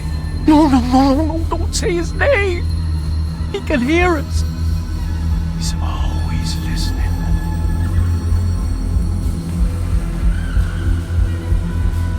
Jeremy, I need to understand what is going on. I promised him everything. When the sun rises, I will be chained in his sunken desert temple for an eternity. But at least the evil about to awaken in Derceto won't harm anyone outside of that cursed place. You're acting crazy, Jeremy. I want to help. There's nothing you can do. And what's all the business about Tarawea? Why did you want to go there? Well, I can't go there. I'm not allowed. But you wanted to. Can I go? Tell me, will it help me to break your pact? Is there something there that would help? Why would you give me hope?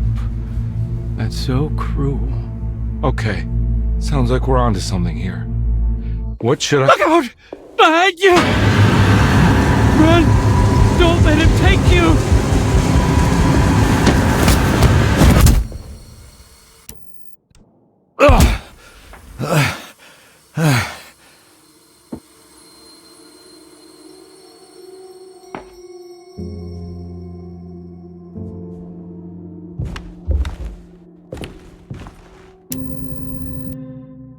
I've seen so many strange occurrences lately. Memories explode into existence and then burn out like tired glass bulb filaments.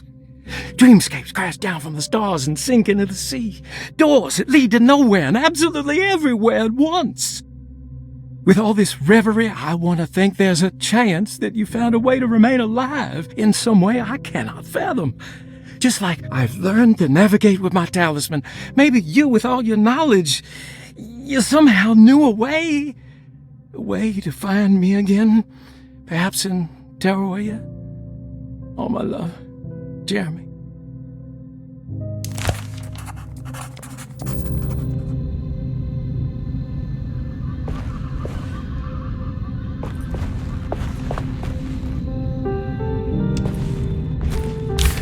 She's dead.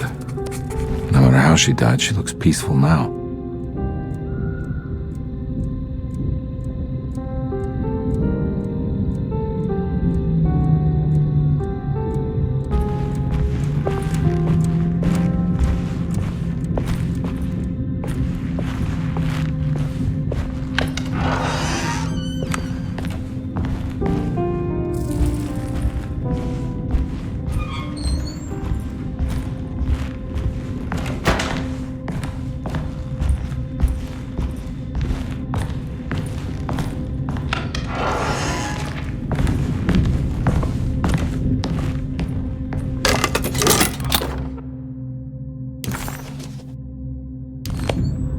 Telescope lens. How did I lock that up?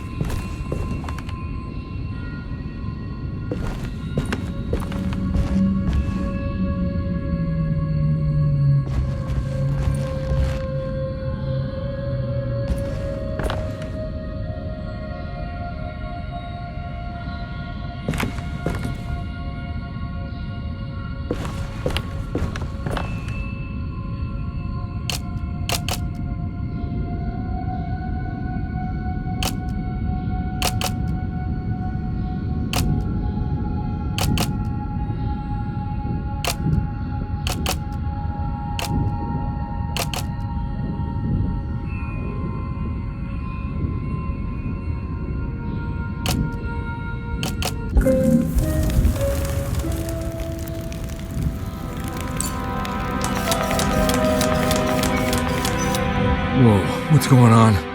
It's dialing in something all on its own and it's showing the way to another memory? Where is that?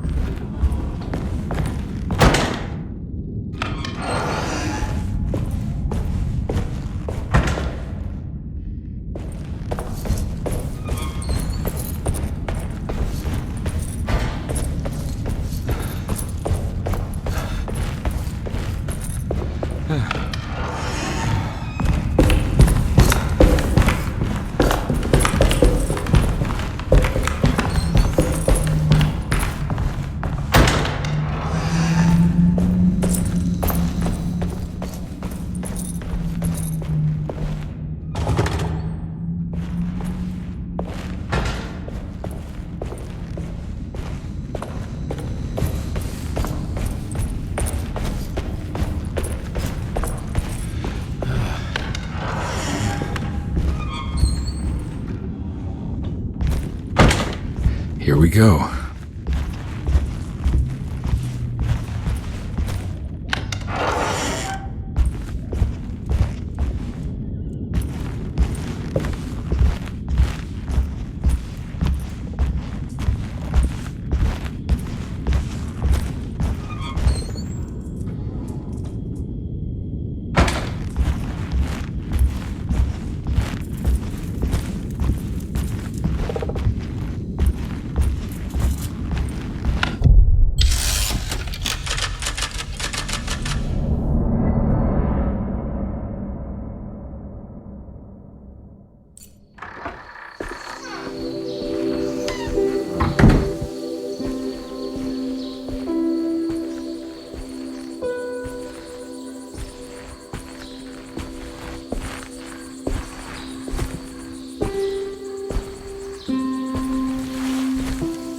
I'm glad to see you made it.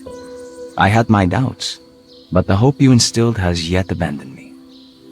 I guess this must be Tarawea. Who are you?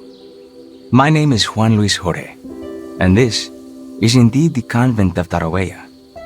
You'll have to excuse me, but Yermi never got your name.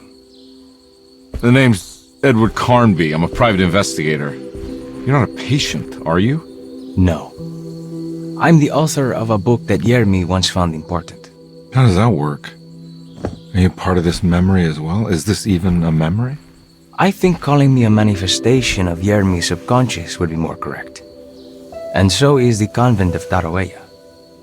I'm a man Yermi has never met, and we are in a place that he has never been. Okay. So are you here to guide me or something? I have no more purpose than you do. I simply am. I will happily help you, of course, if I'm able. If you are already somehow part of Jeremy, why did he want to come here? Isn't he sort of here already? Yermi wanted to come here because it's a representation of his mind at peace. When Dr. Gray asks him to find his focus during his sessions, this far-flung convent is what Yermi imagines. He is under the impression that if he could physically come here, he would reach a perfect equanimity, a spiritual apotheosis. You don't think it would work? Yermi subconsciously knows it's just wishful thinking. He can't come here. Despite the pathways opened by the dark man between their Seto and Yermi's psyche, it's simply not possible. But I'm here. Indeed. It's a shame it's just another place for you, Detective. Otherwise, you could have become a Buddha. Always a bridesmaid, never a blushing bride. Am I right? Yes, I suppose so. You'll have to chase enlightenment elsewhere. So what's the next best thing? What can I do here? You should seek out the convent library and try to find the truth about Yermi's relationship with the Dark Man. It's the sort of knowledge he represses and is unable to reflect on. Will it tell me how to break the pact? Perhaps. At least you'll have something to confront Yermi with. Wait, why can't you just tell me? I don't know such things. You'd be better off consulting the text of Dr. Freud if you want such answers. No thanks, I hate shrinks. There is another thing you should know about the library. He is here as well. The Dark Man has been working his way through the text for a long time. He's here? How am I supposed to get past him? Be careful, Detective. Oh, jeez, just perfect.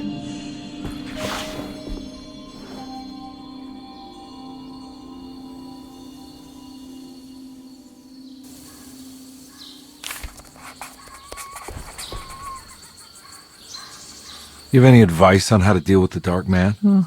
I suppose suppression could work. Try not to pay him any attention.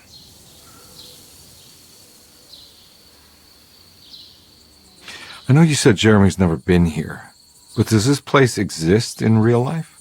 I think it's supposed to be Mexico. But I am not certain of Tarawea's origin.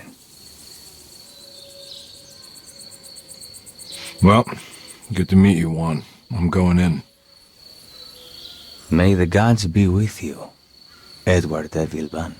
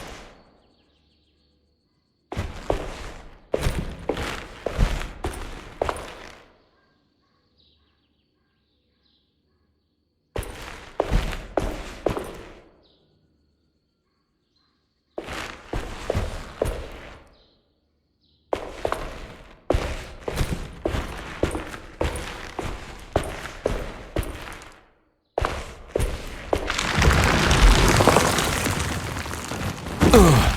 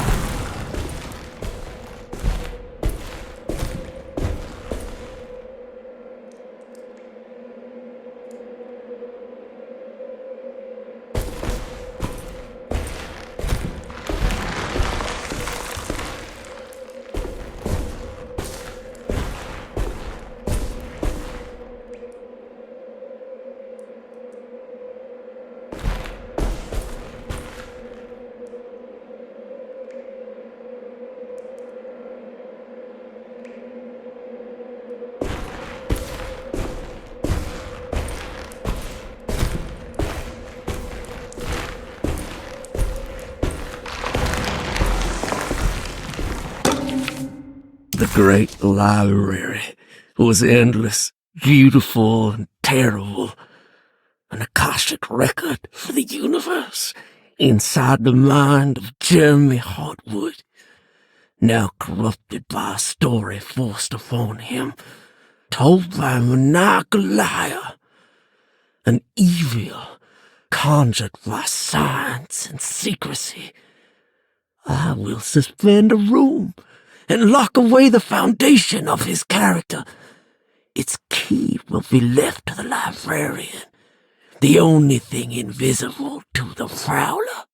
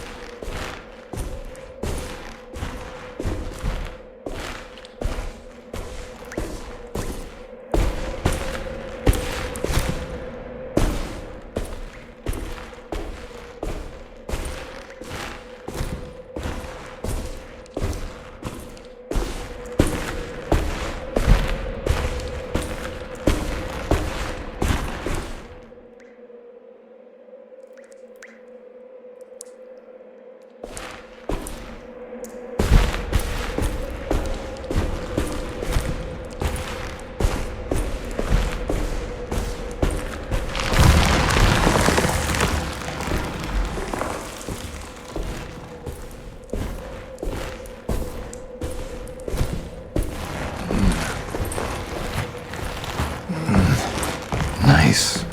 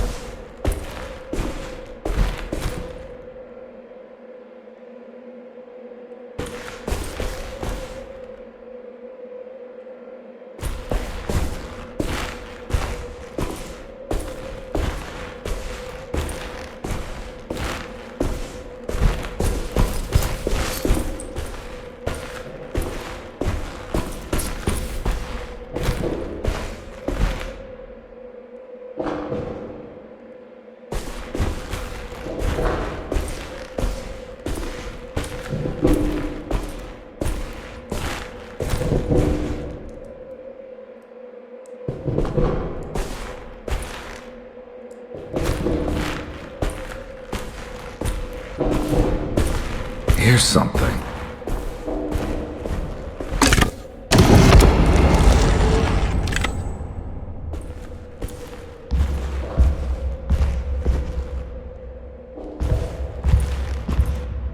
It was in the hot autumn that I went through the night with the restless crowds. He was a kind of itinerant showman who held forth in public halls and aroused widespread fear. The New Orleans address of the event is lost, but I remember distinctly the Prext Shipping Company pressing their contribution. Hey.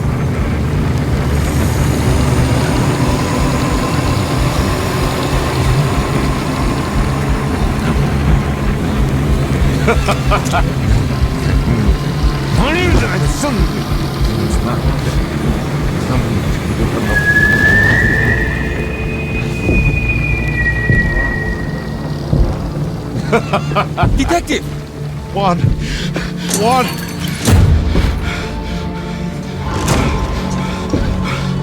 I hope you found what you were looking for. I fear there is no going back.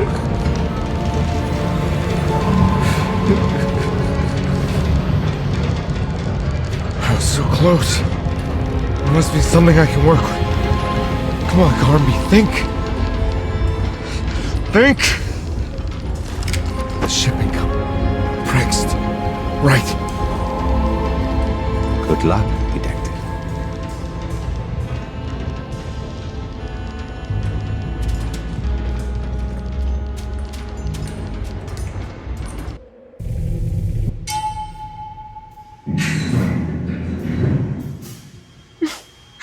Well, thank God you're here, Detective. Sitting all alone in a place like this? I'd never live it down if the papers got wind of it. Hey. Ruth, right? Oh, don't pretend you don't know. I'm sure you have a whole file on me by now, Detective. I suppose we weren't formally introduced. I'm Ruth Talon. Miss Ruth Talon, in case you're wondering. Edward Carnby. Enchanté. Are you sure? I had too many already. Nice. It's good. I know. I have great taste, Detective. I heard you're trying to break Jeremy's promise to the Dark Man. Yeah. Do you know anything about that kind of stuff? No, but it makes you wonder. If he made a promise, can't he simply stand by his words?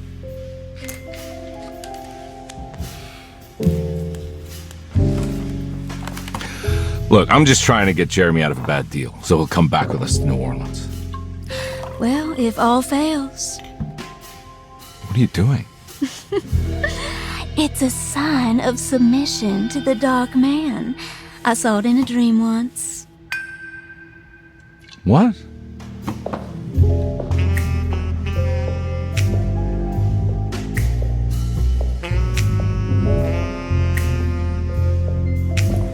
You don't know the Prext Shipping Company by any chance? I do. They made big money during the war. But their waterfront office is just over there. How did you do that? Do what, Detective? Bonne chance. Hey, have you seen Emily Hartwood anywhere? Are you trying to make me jealous, Detective? No, I haven't seen your doll anywhere.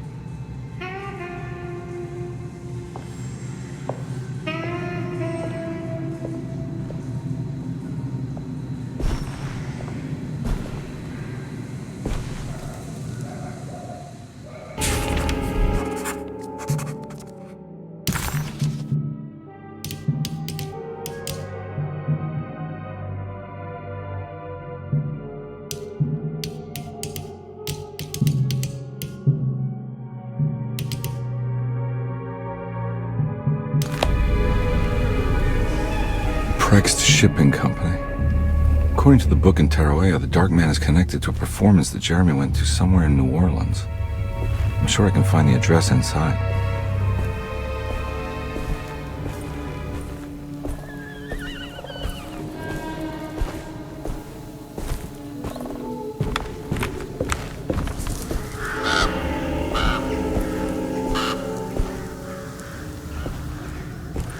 It's locked from the other side.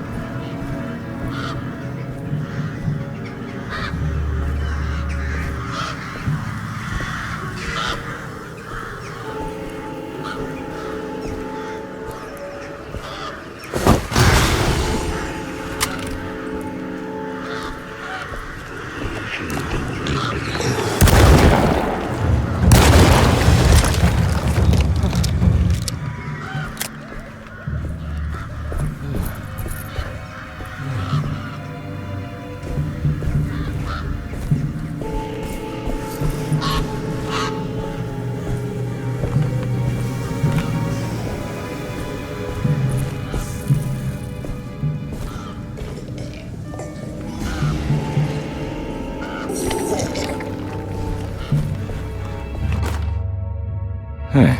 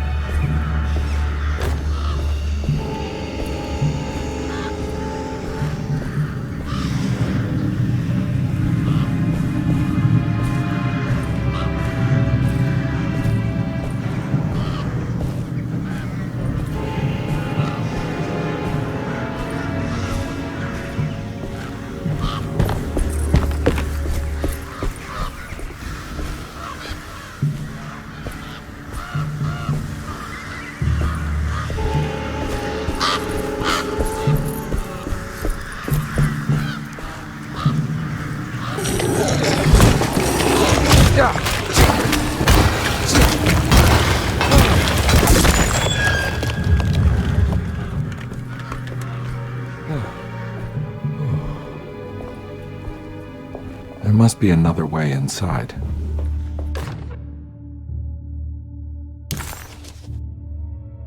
The sewer system has a tunnel running right below Preg's shipping company. I bet I can use it to get inside.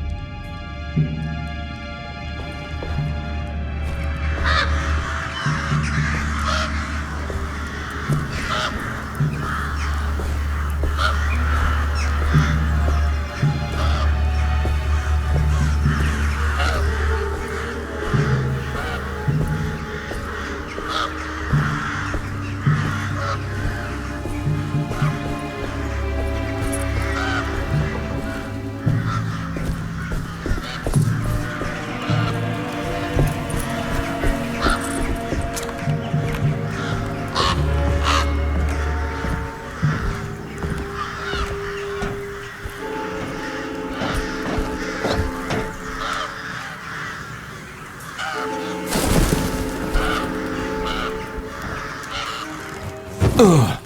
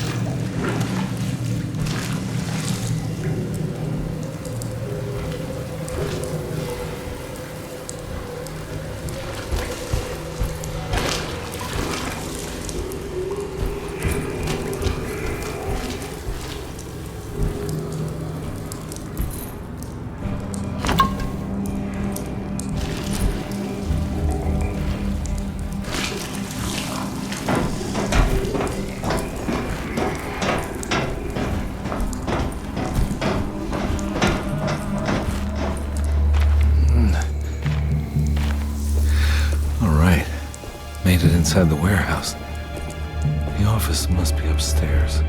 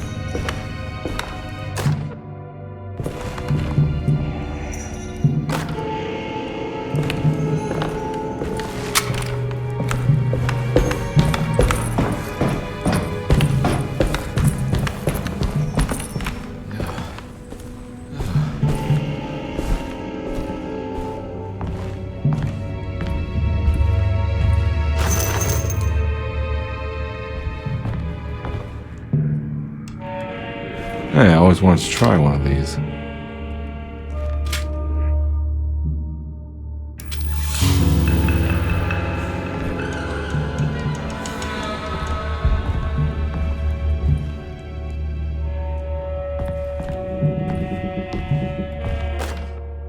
Our ship was raided while in dock. All of his things were recovered, but blood was shed. Several men were carried into the Mississippi River and drowned by ones who live in the deep. All items have now been signed and delivered. Now let's keep the papers safe. What is left? Later is right, and hell is back again.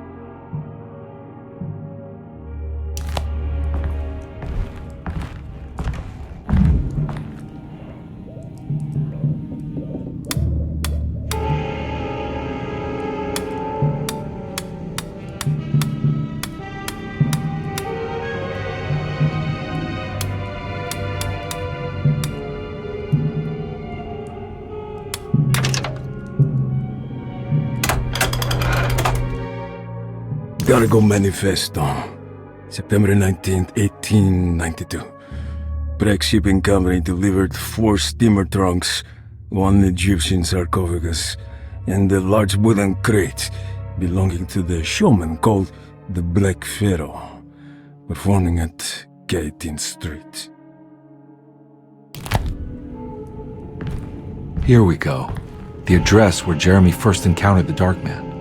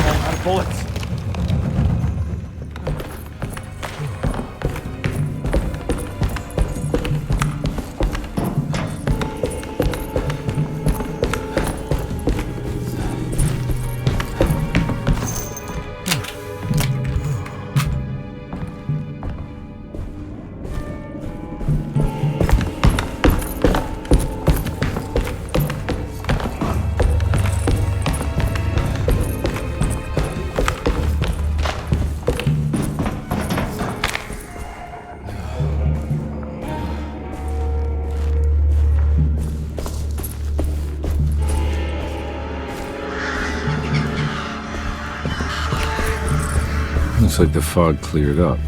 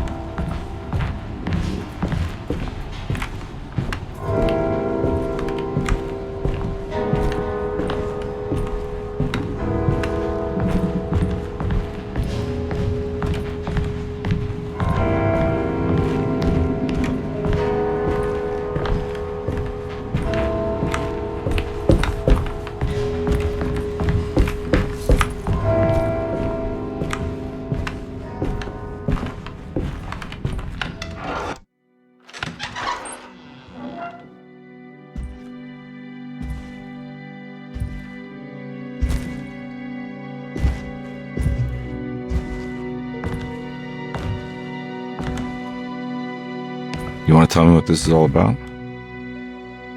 Welcome, Detective, to the greatest show this side of the Mississippi. Now the hotel, the Black Pharaoh, the ancient magician who lived 1,000 lives and wore 1,000 masks. I can see why you settled on calling him the Dark Man. Saves your breath. So, you got scared by a stage magician, and now he's living inside your head. You can mock me, Detective, but you would be the crazy one to think his presence can be ignored. Look where we are!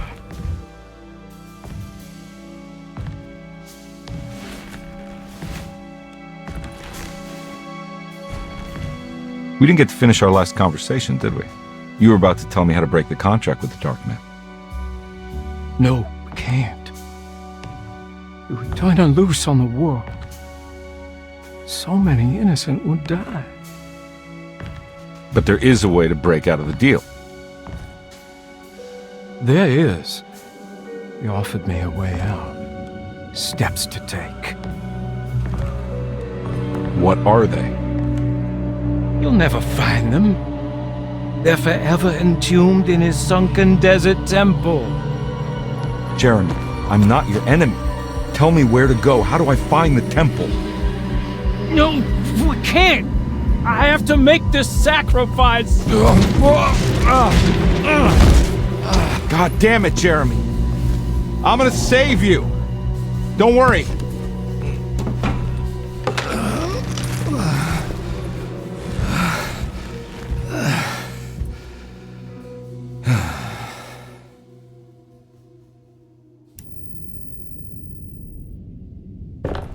How do you save someone who doesn't want to be saved? Well, he's gonna get saved no matter what. I just need to find the temple somehow.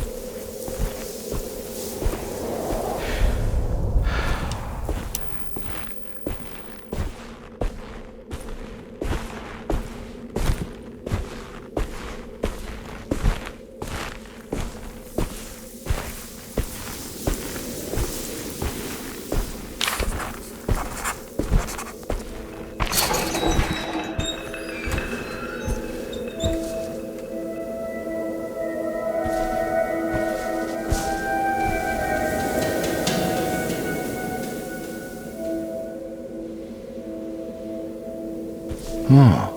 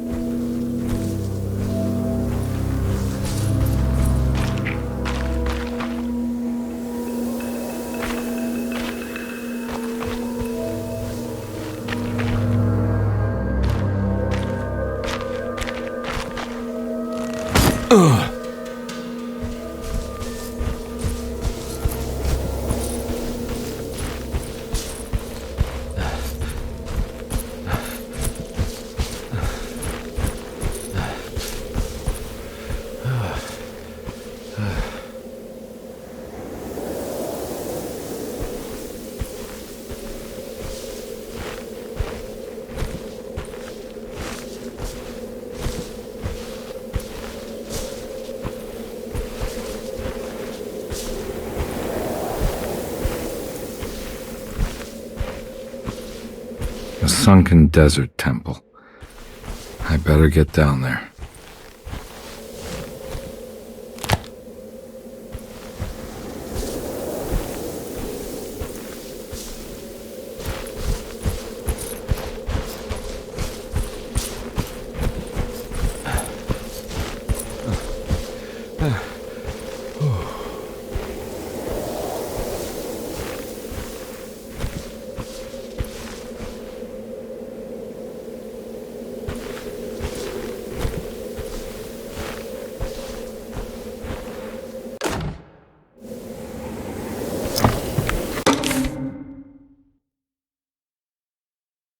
The Temple of Nephron-Ka lies under our camp. Despite all efforts, that unholy site did not collapse, but sink beneath the sand. The pharaoh is long dead, his name meticulously stricken from all ancient writing. But that stage meant for blood and terror remains. The temple is said to be lightless, built to harbor all the haunters of the dark found in the very depths of our universe. Calling on the gods meant creating a bridge between our world and theirs. The terrible Aldebaran of Taurus, the Black Sun, was seen as the most important star in the night sky, because, according to the Kitab al-Azif, it was said to be the home of that crawling chaos known as Nyarlathotep. Through ancient mechanisms, it was said that the priests could open shafts channeling the light emitted by that strange stone called the Shining Trapezohedron. Several streams pooled together above the statue of that dark man would then be sent through space towards the Black Sun, a message to the gods. The gifts bestowed on the sender are completely undocumented, but often assumed to involve dark blood pacts, where souls are traded for malicious miracles.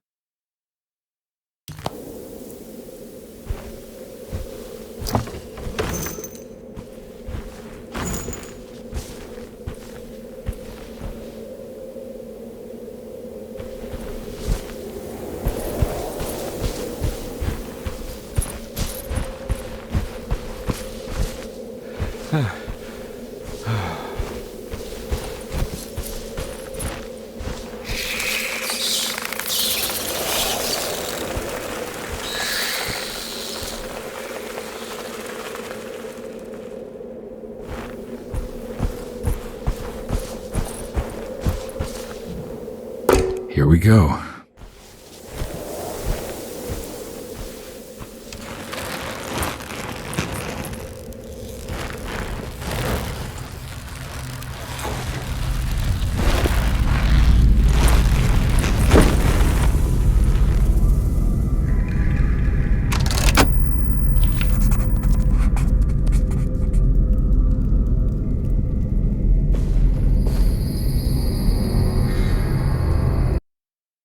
star constellation from one of Jeremy's books. The Taurus. That one star's clearly bigger. Must be important. I got a feeling this is it. This is where the contract is hidden. But how do I get to it?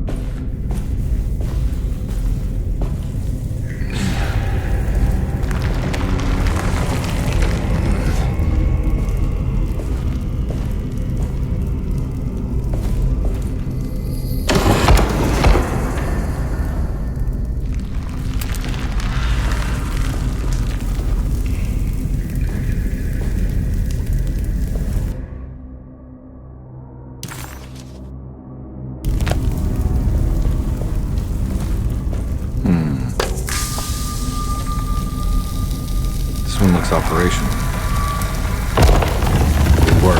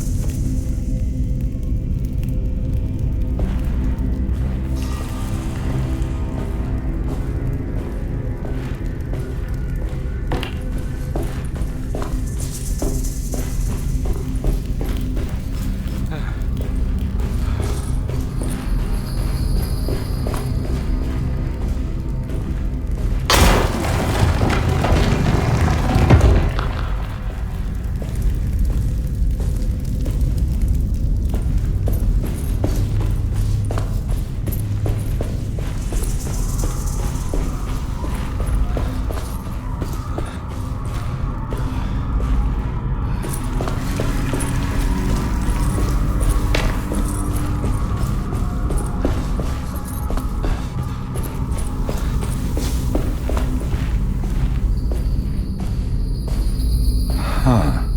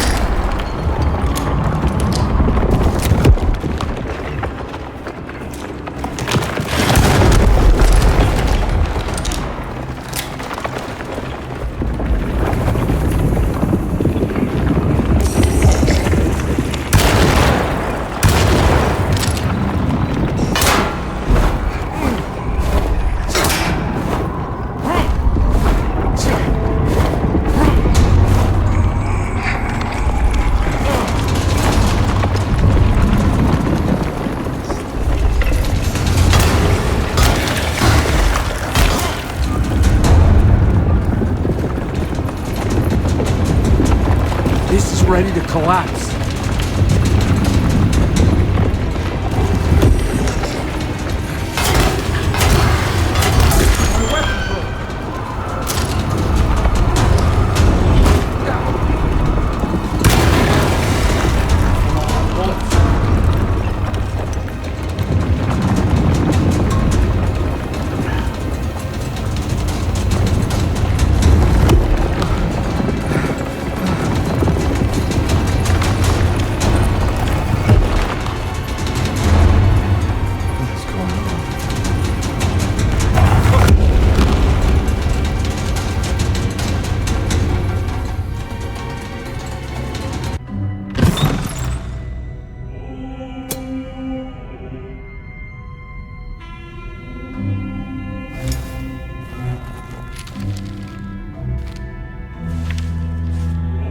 Acknowledge psychological trauma, breakthrough barriers of self-deceit, temperamentic behavior.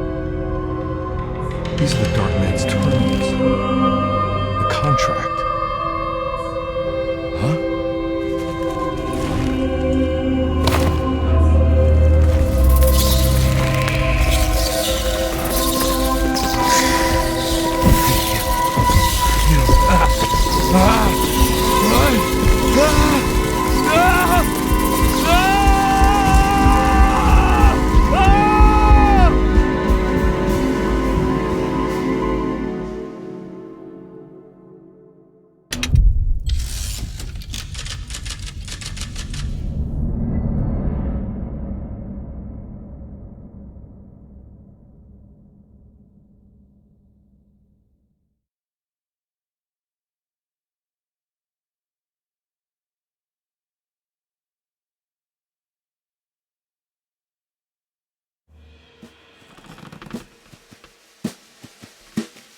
Hey! Hey!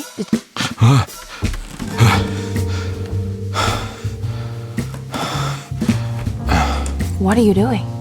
Oh, I found some. Great! God, no, I just got the wind knocked out of me. I think I know how to break the contract with the Dark Man. What exactly does that mean? Everything going back to normal. Alright. I found some more information on Dorsetto and the patients. There are some seriously strange things going on here. I'm pretty sure 2 of the patients are dead and maybe even the clerk. Oh, yeah. I kind of just gave up on worrying about that. Well, just keep your eyes open, I suppose. What were you doing again? Jeremy made a pact with the Dark Man to keep all the madness locked inside Jersetto. All right. I'm gonna break it. I just have... Where is it? Where's the talisman? It's around your neck? I worry, Detective. Don't. I'm fine. I worry that you're not much help on this case. At least you're a good distraction. Trust me. You're getting your money's worth. At this rate, I'm an absolute bargain.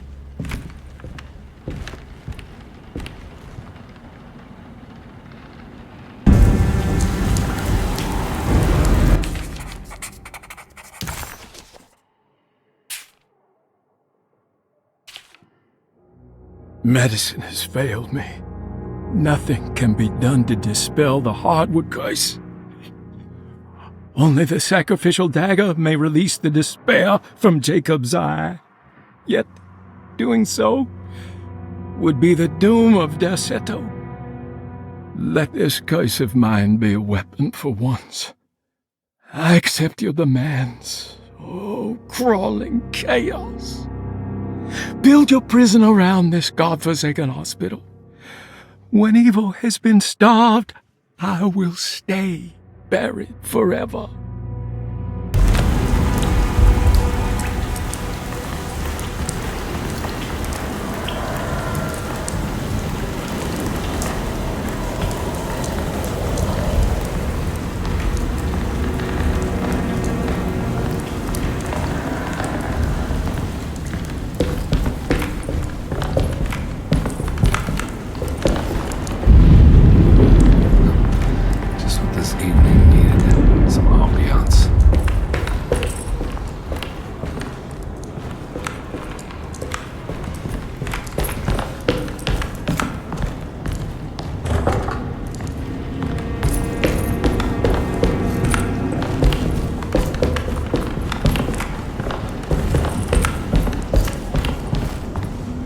I need the key.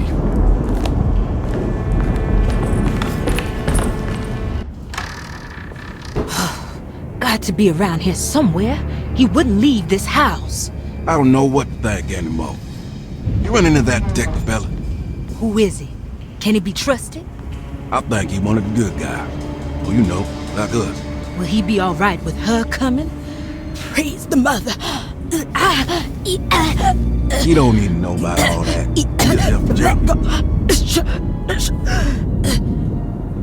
Just calm down. It ain't time yet. God, it hurts. As far as I can tell, Detective Carnby seems to be solving problems, not causing them. Just be ready in case he starts anything.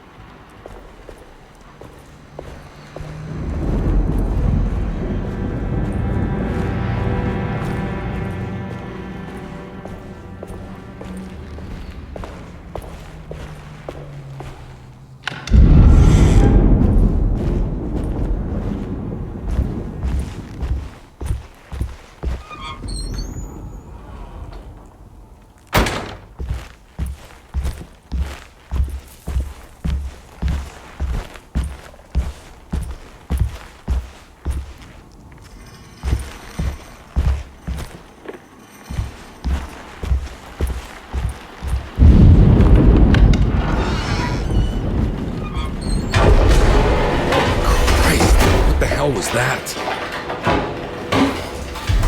It's blocked.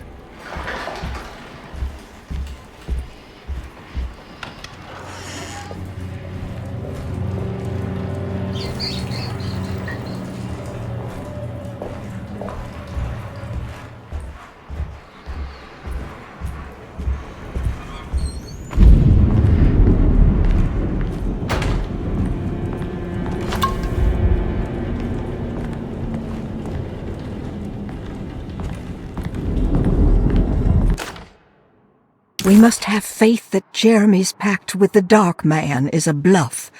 If we are lucky, our visitors will find him and prove it's all nonsense before night falls.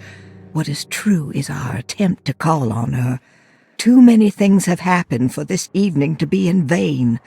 Think of Jack and Cassandra, even Perosi, whose circumstances I can't understand. Grace is a goat without horns. She knows it and will play the role.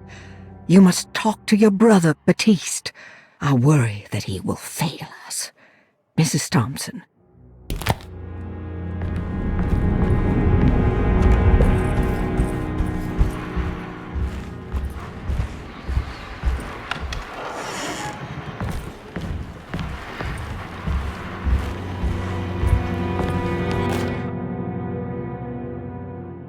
Lunacy and the Astarte Artist Colony, a monograph by Yael Klein. In early 1909, the old Derceto plantation outside of New Orleans was turned into an artists' colony.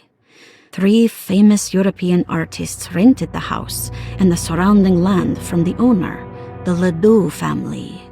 The colony was chiefly run by Sebastian Cortez, who was playfully dubbed the captain by his collaborators, William Arges and Heinrich Kassel. The colony existed for 6 years, until one day all 12 members disappeared without a trace. It is widely believed that their disappearance is connected to the disastrous hurricane that passed through on September 29, 1915, but nothing truly supports this claim.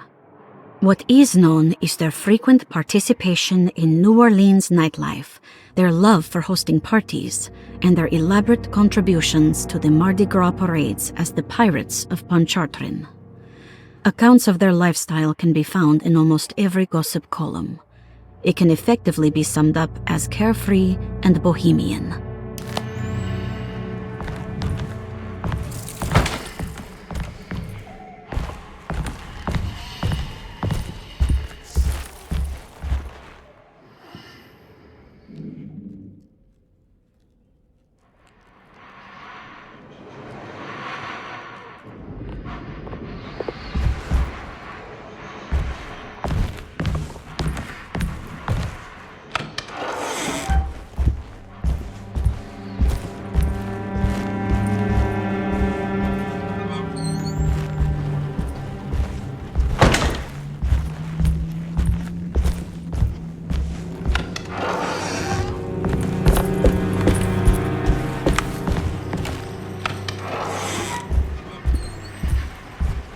Blocked.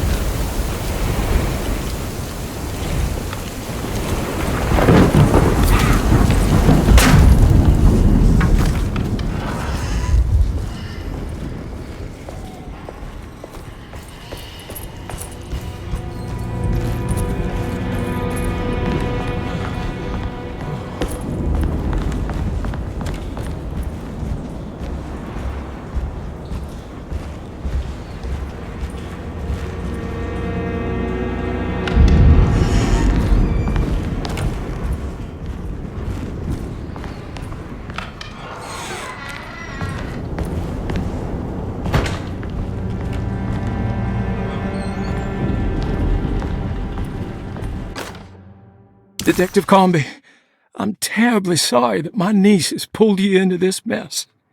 Please, with all my blessings, take her away from this cursed place.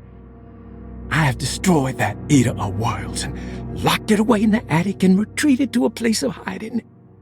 Tell Emily I'm safe. Tell her all the lies you can think of to make her listen. Take her back to New Orleans. Sincerely, Jeremy.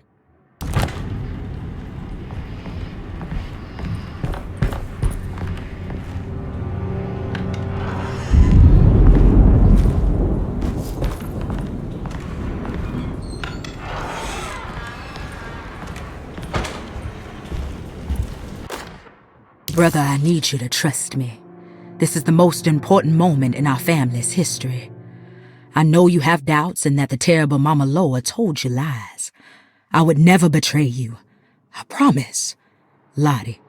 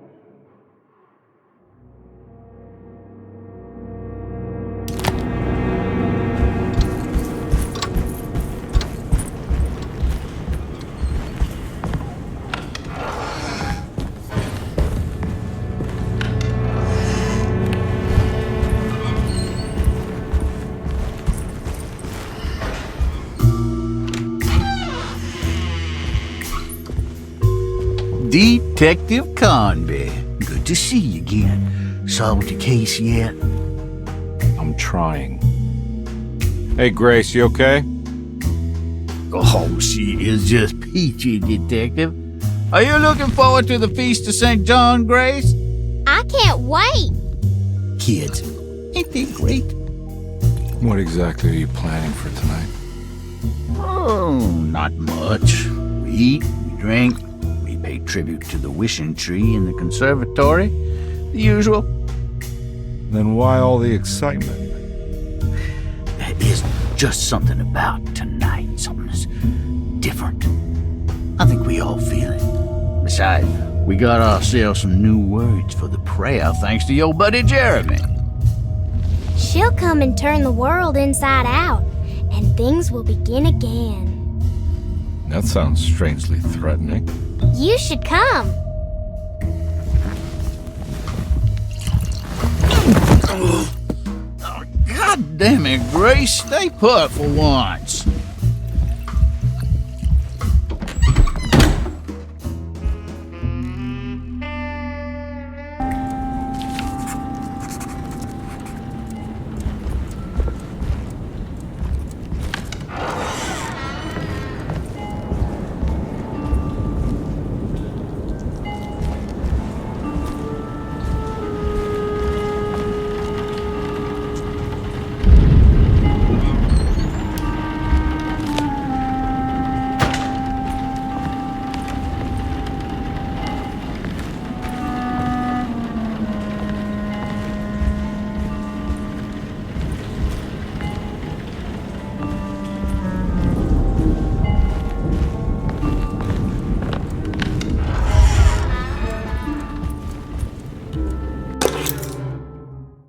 Better hold on to these.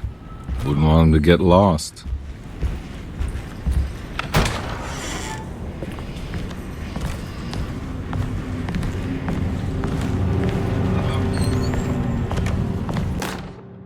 Jeremy knew that the only one who could help him now was the guest in room number 3. The room seemed to have been empty for so long. But that wasn't allowed to be true. The story needed to be different. To include something from the outside, he would bring the guest back to room 3 and show them what was in that safe. 913. But those were not the right numbers. That was the combination for the safe in the clerk's office.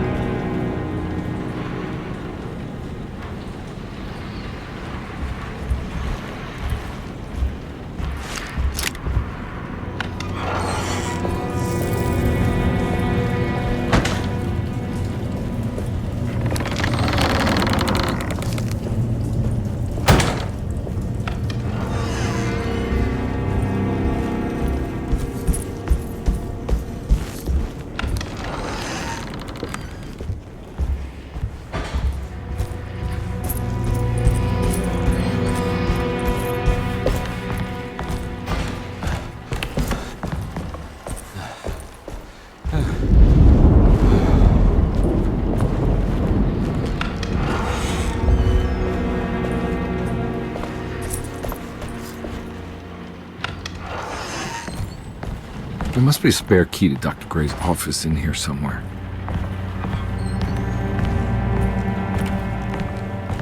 I don't have the combination for this, but maybe Jeremy did.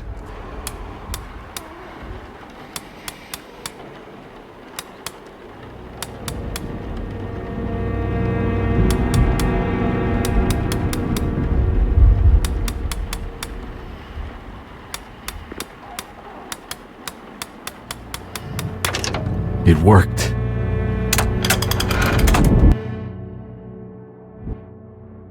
The last guest in the empty room suffered from severe maladaptation. I must write this down, because if I understand the condition sufficiently, it could make me deny this fact at a later date, and there is reason for me to think I may come to suffer the consequences from this dysfunction, as some who came in contact with the guest seemed to adopt a new worldview in which everything was predetermined but broken. Upon accepting this worldview, some memories became unmanageable and later rejected. I do not know what this means. I cannot even remember the fate of the guest. I think they were simply misplaced one day and forgotten. Just like all documents pertaining to this guest, they have all been destroyed, or they never existed in the first place. Who wrote this? There has never been a guest in the empty room.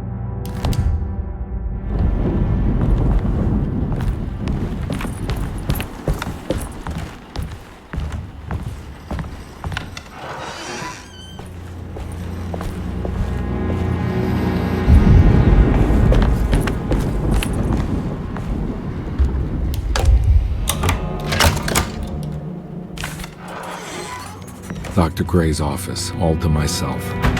Let's see if we can figure this guy out.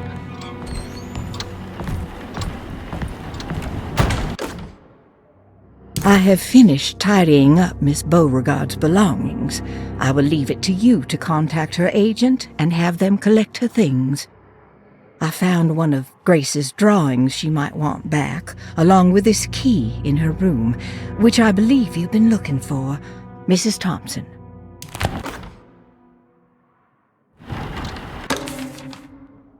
This is where McCoffey has hidden my favorite young. very important.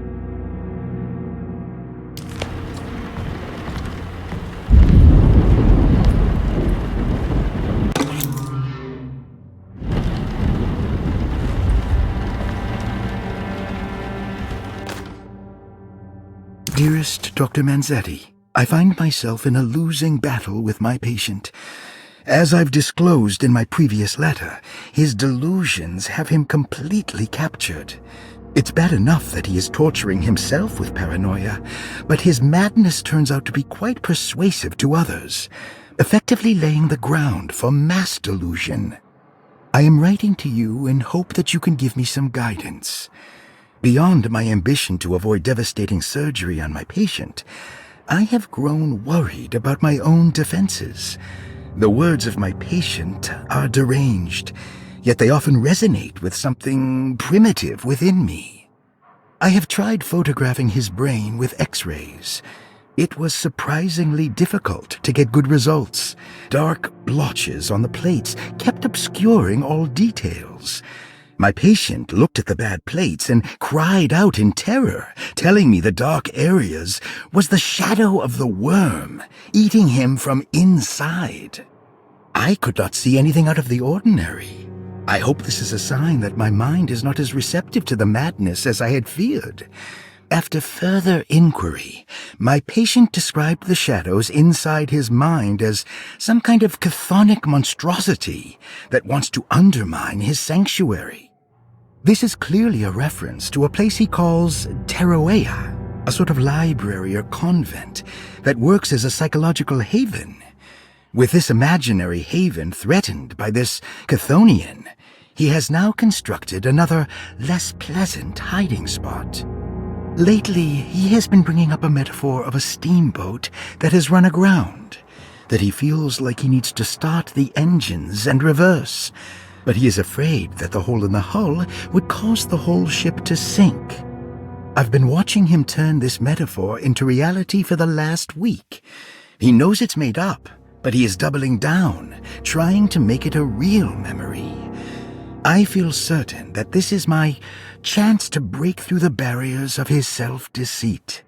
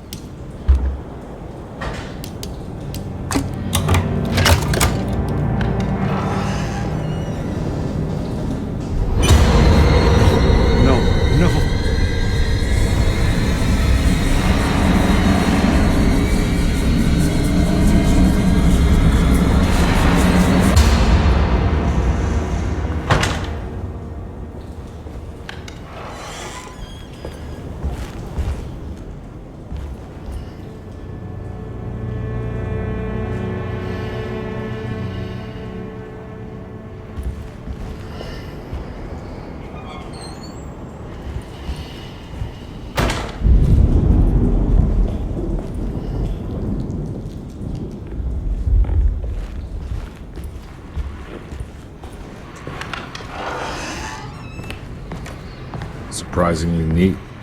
Maybe I've been selling that old barfly short.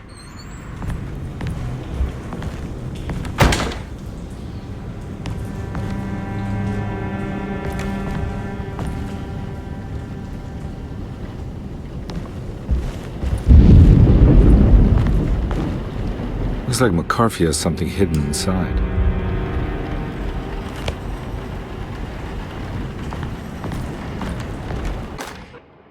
Sometimes I think this place makes me worse. That Derceto might be my grave. A coffin made of ostentatious architecture. A Taj Mahal for the drunken depressed. There's something about Derceto. Something about Dr. Gray. Like we all pretend that we're here to get better, when in fact we are here to be forgotten.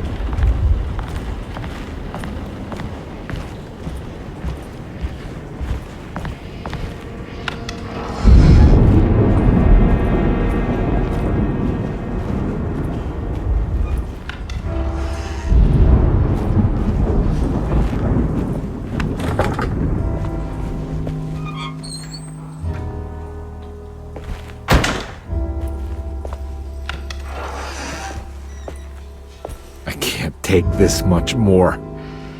This has to end.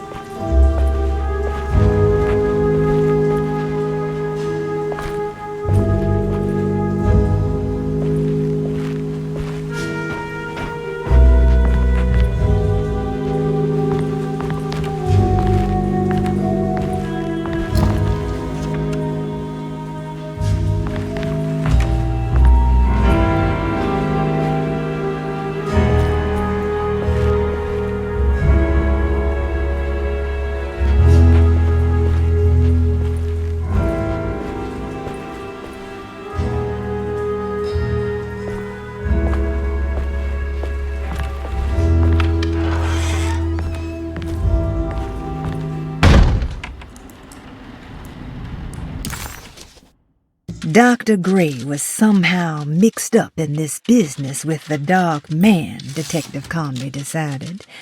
He had to be.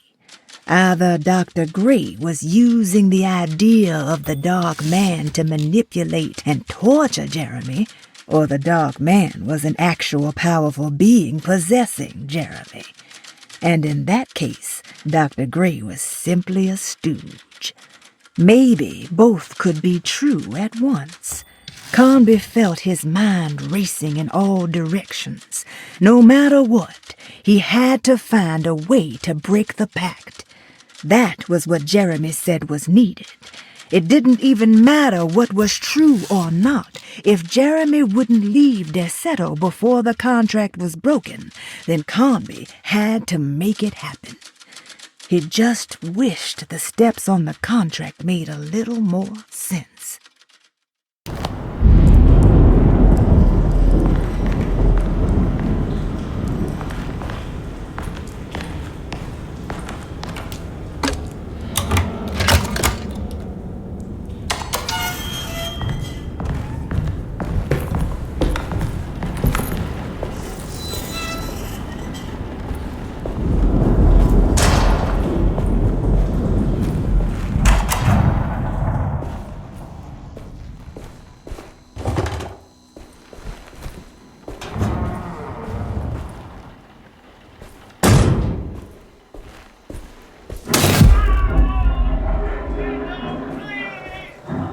I need the key.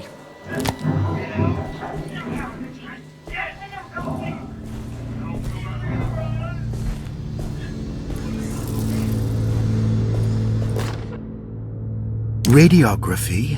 Patient Jeremy Hartwood. Date June 14, 1930. Plates. Jeremy's skull proved difficult to capture properly. Partial radiographs worked best. A complete picture of the brain can be assembled by piecing 3 plates together. Hypothetical psychosurgery based on the ideas by Burkhardt and the St. Petersburg research could end up saving Jeremy's mind. Severing the connections around the frontal lobe would certainly solve most mental afflictions. The procedure would be brutal in performance, as well as in efficiency. An ice pick pushed through the edge of the eye and into the skull would untether the nerves like Alexander cutting the Gordian knot. As this would likely leave Jeremy in a very different condition, all other paths should first be explored. The medical instrument I would need for this lobotomy is missing, and I should have Waits order a new one.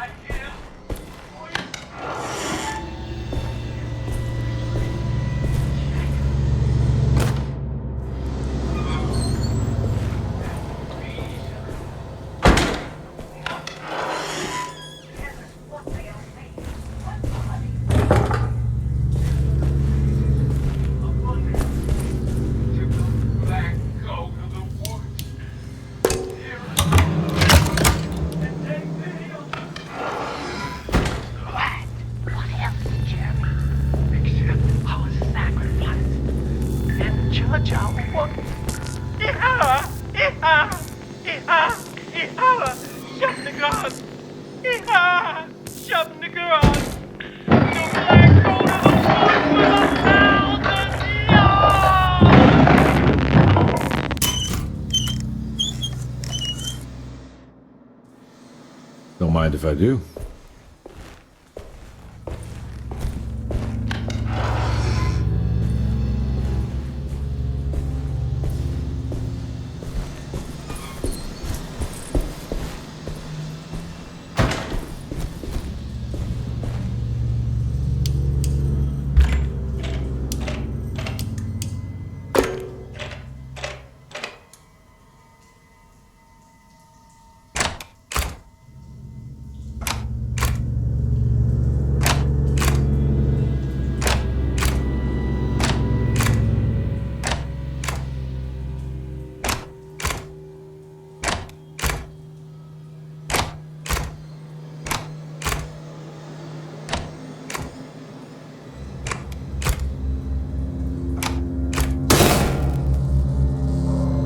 That's better.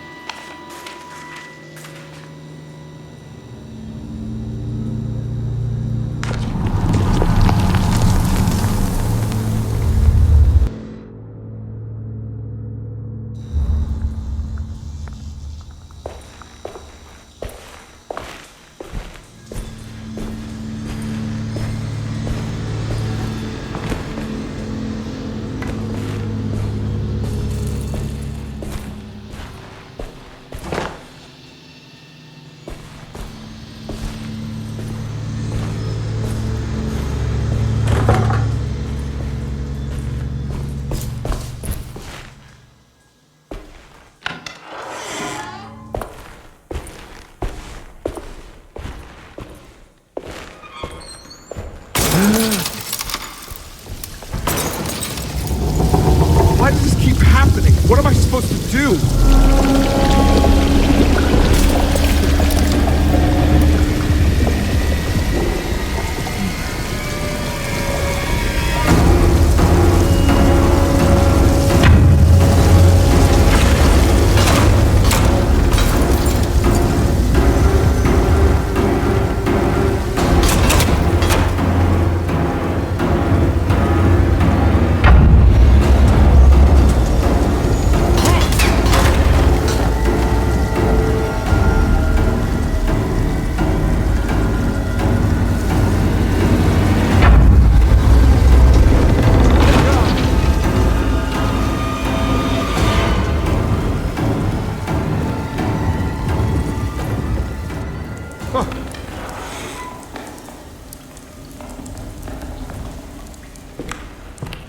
And we're back here. Well, perfect time to have a look around this place.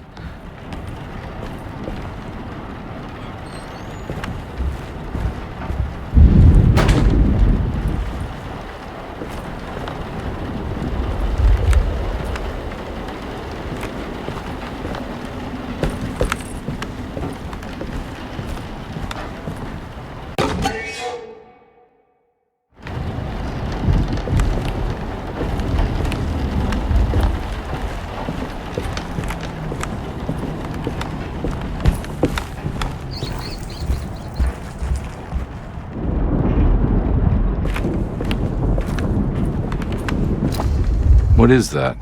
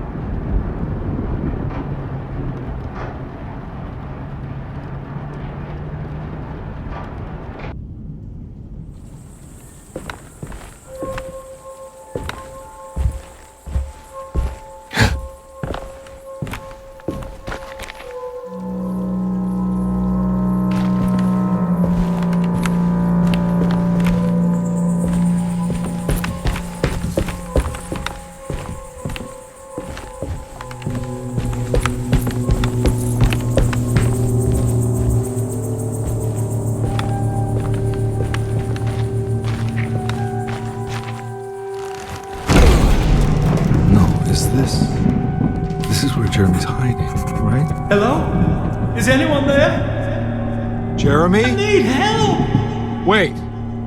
Can you hear me? I'm stuck in the mud and the bayou is taking Jeremy! me. Where are you? The motor is dead. I can't do anything more. Hang on, Jeremy. I'll figure something out. I'll get the boat running.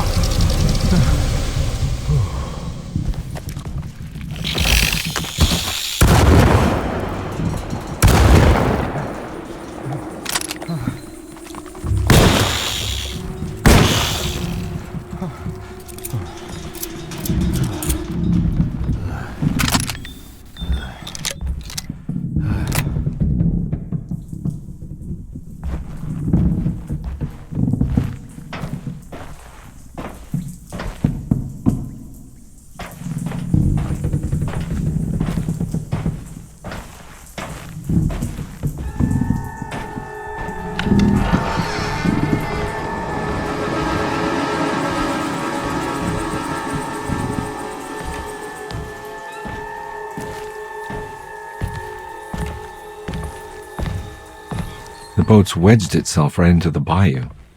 If I get the motor started, I could try reversing back into the river.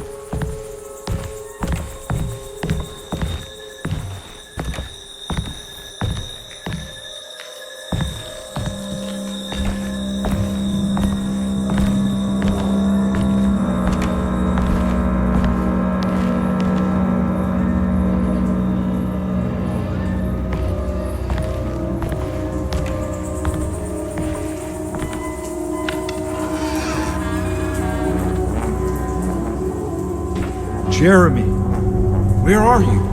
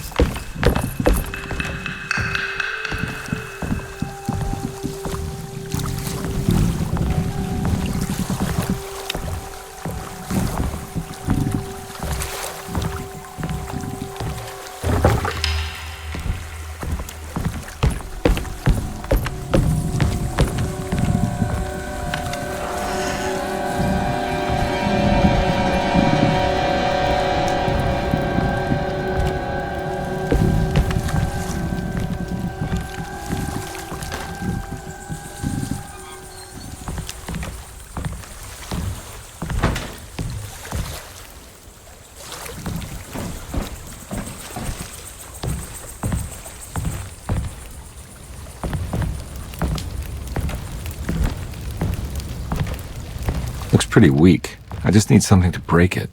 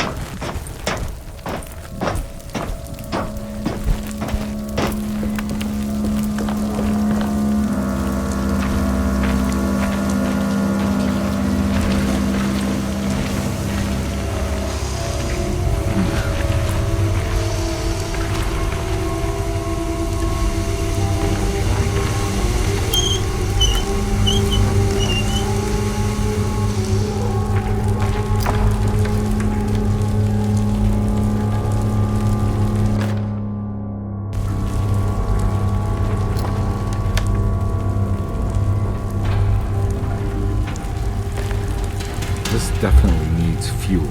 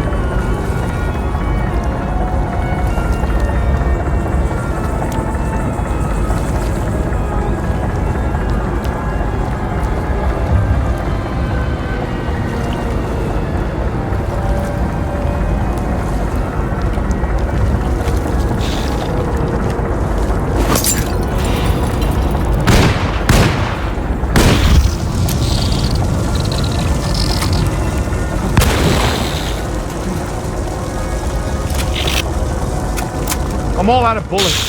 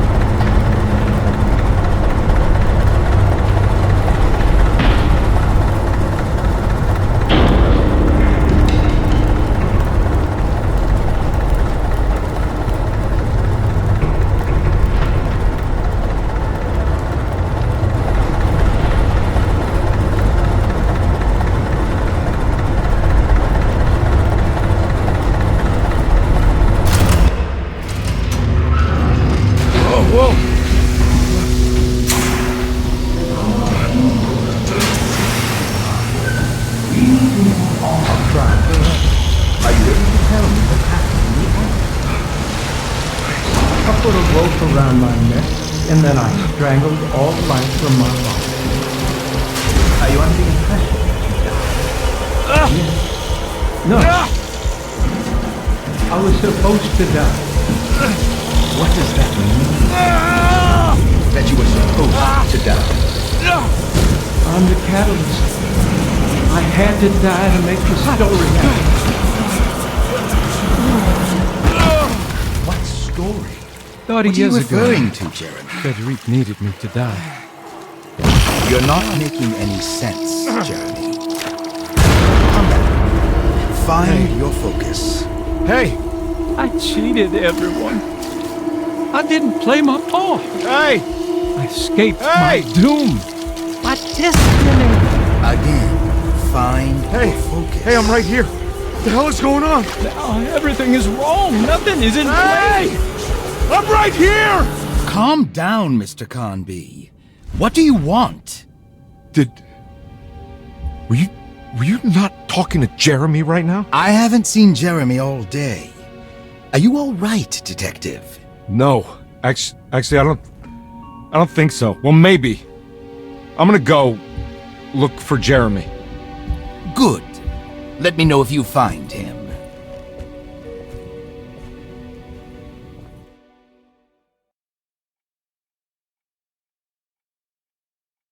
That was Jeremy's self-deceit? A steamboat stuck in the mud?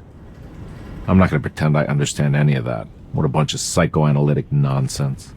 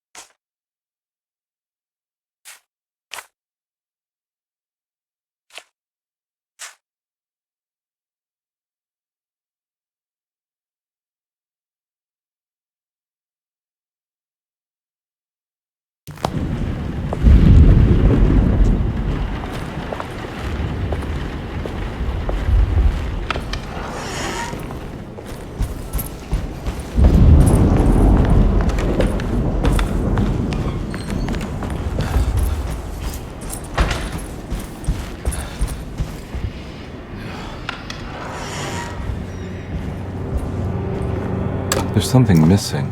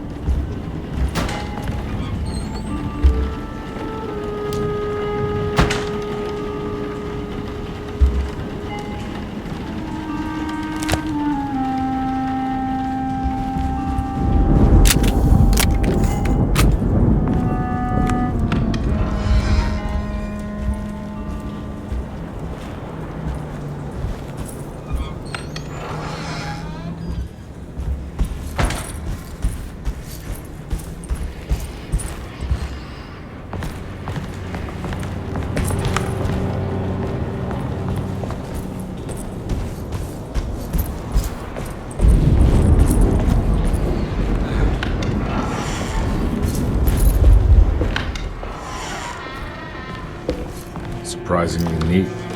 Maybe I've been selling that old barfly short.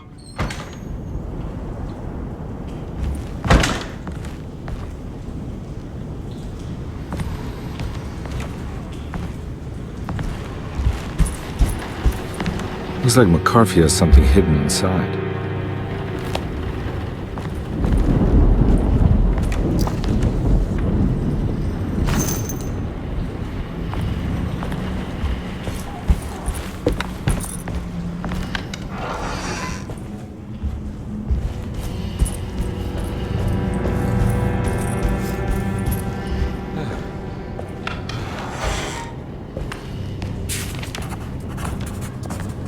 This is my room. I belong here.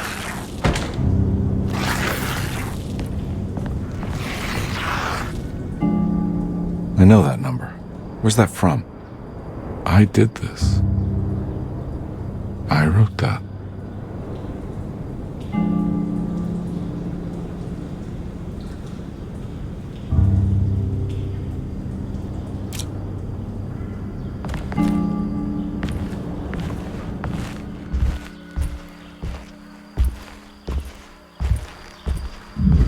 I know the combination. I carry it with me.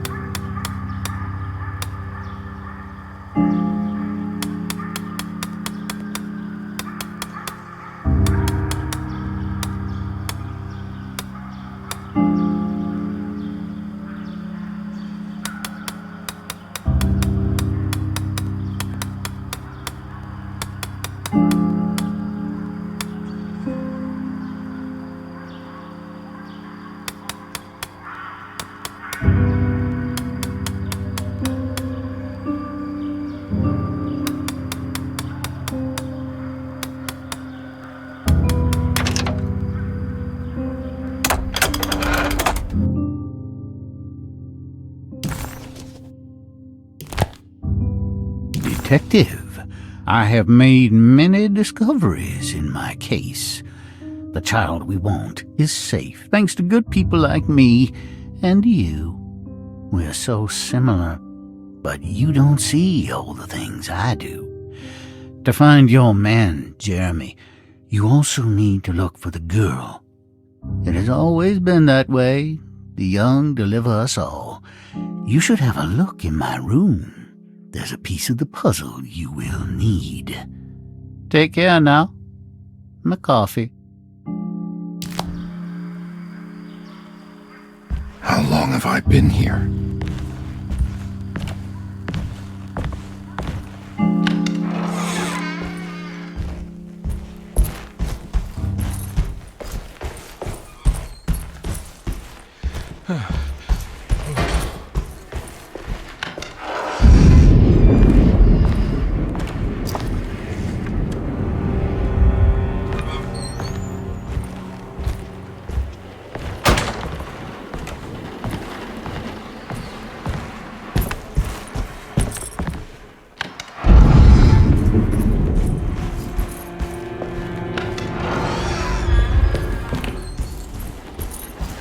Looks like McCarthy has something hidden inside.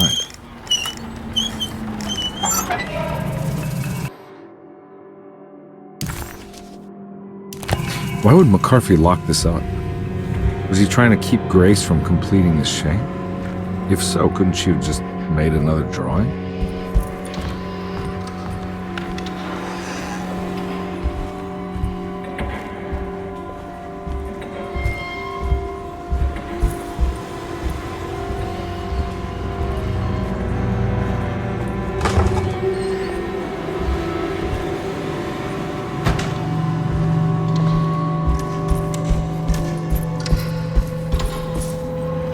What the hell happened in here?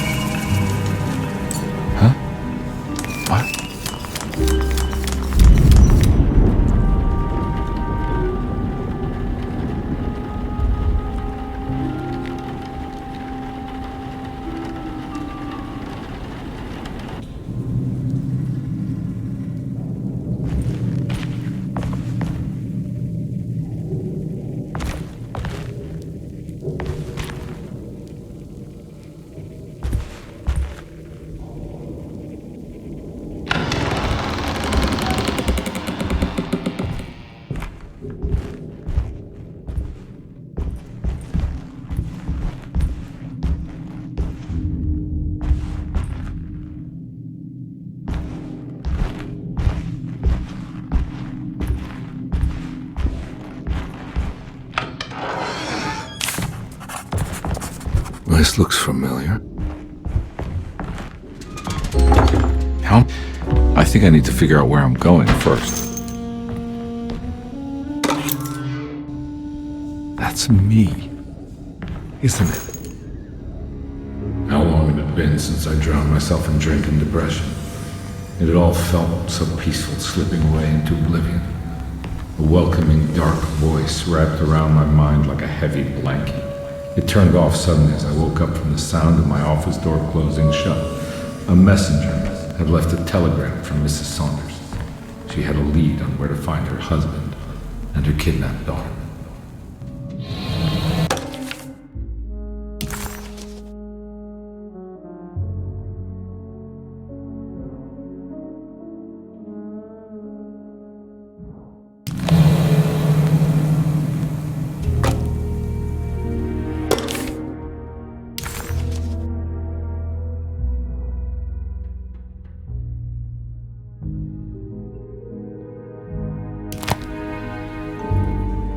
God, I used to drink so much back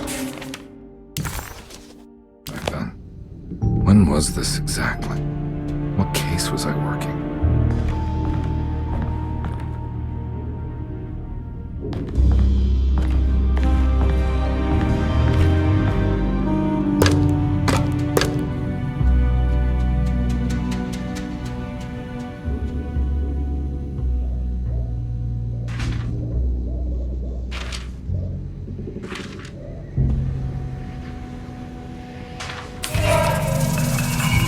I remember this case. Some kid got taken by her father, headed out of state, but he had made a mistake by selling a painting that his wife actually cared about to a collector named Thornhill to fund his venture. That's how I tracked him down. At least I think so.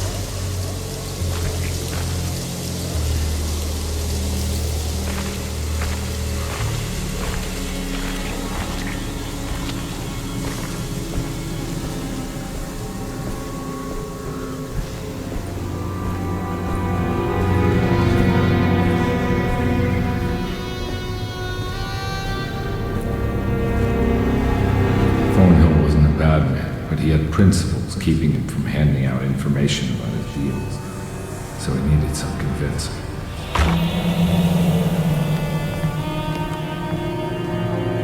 Well, every case can't be squeaky clean.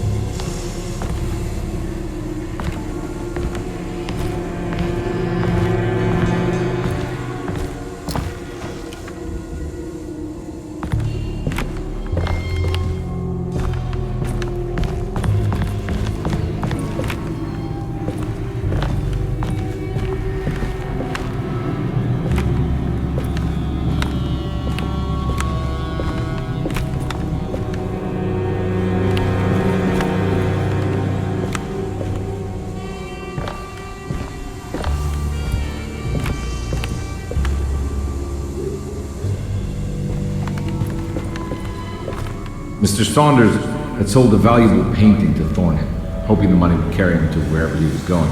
The painting, now leaning on an easel in Thornhill's bedroom, had a certain mesmerizing gloom that seemed to call out to me, telling me I was needed for something important. I felt myself falling into the painting, only being brought back by Thornhill, thrusting an address to a Hotel St. George into my hand and asking me to get the hell out.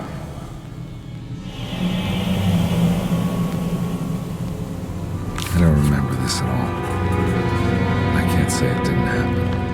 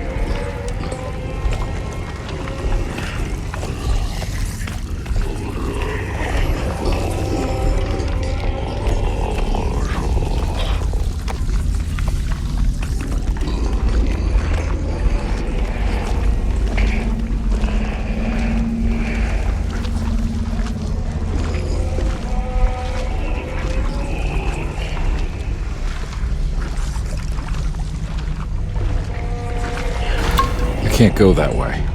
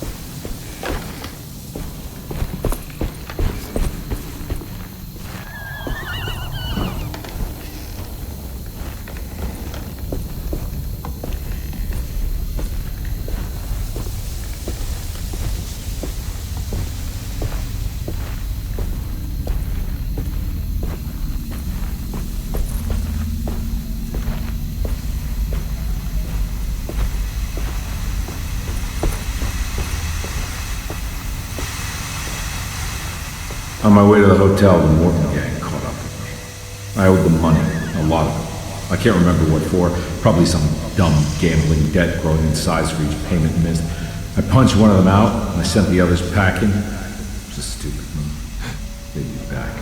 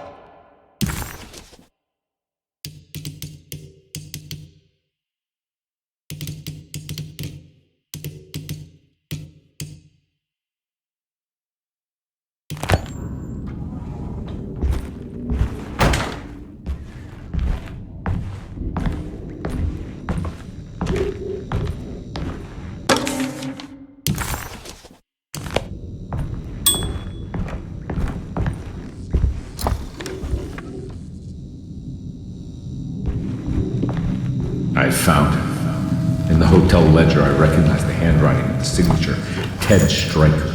It was him. I could feel it. It was the kidnapper I was hunting. I put on my knuckles and hurried up to his room.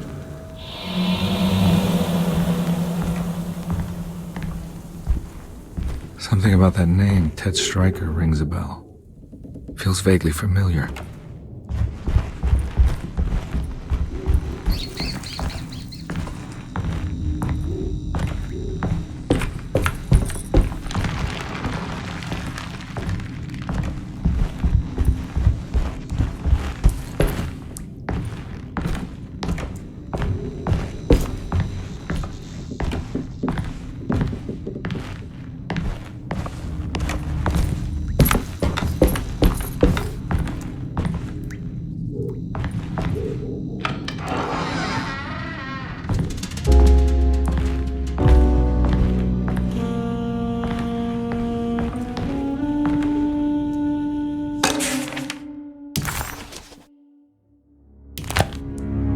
I recognize this room, but I didn't catch up with them here.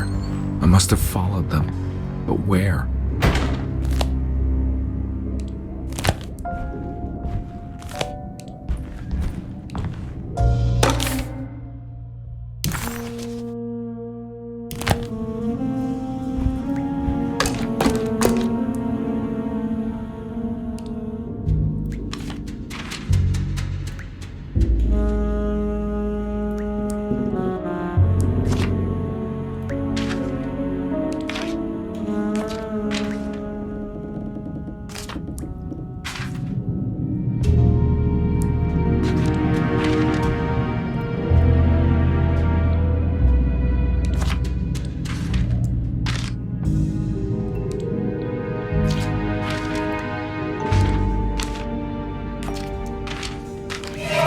That's right, he was running away, ditching his old life and marriage in New Orleans to find something better in Tallahassee.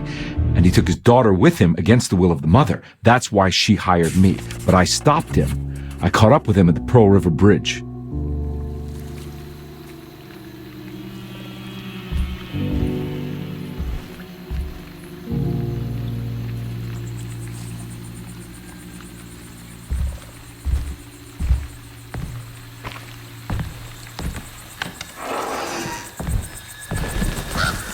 Pearl River.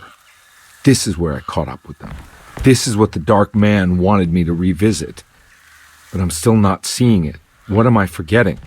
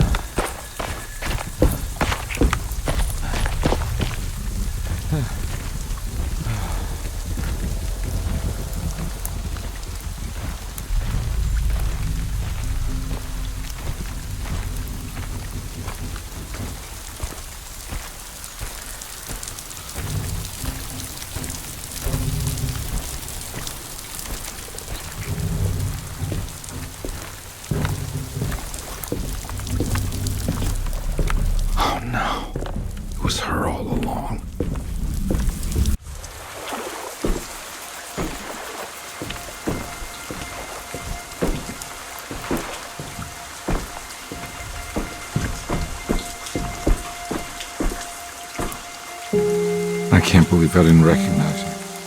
I looked a little different back then, I suppose. Was any of this real? How do you mean? This day, just... so much is happening. I can't... I think I've lost my head. Do you need me to apologize? I mean... I am sorry. I don't think I need to begin to explain. You're just a kid, Grace. I'm really sorry. I didn't mean for it to happen. Lies. More lies. No, really. I thought I was being a good guy by handing you over to your mother. I didn't know. I couldn't have known that she wouldn't care about you.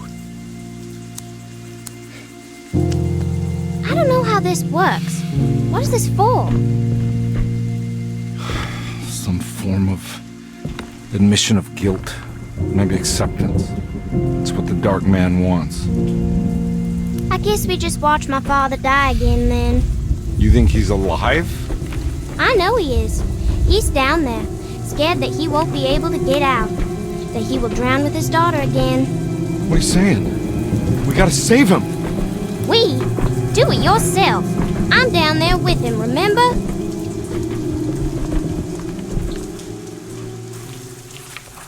Can I really save them?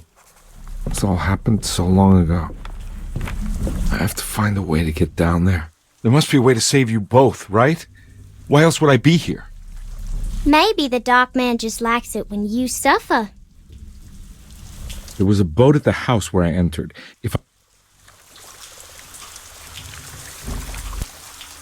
Don't worry, kid. I'll think of something. I'm not holding my breath.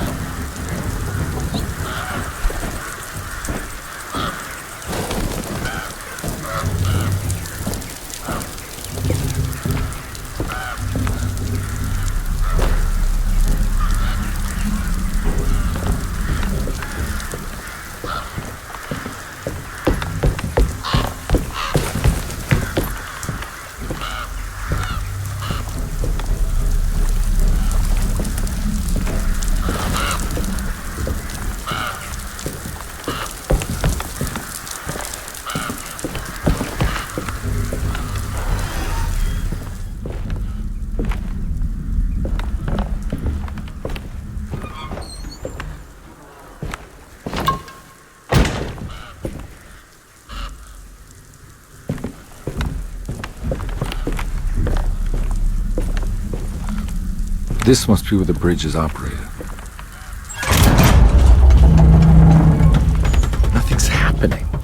like something's holding it back.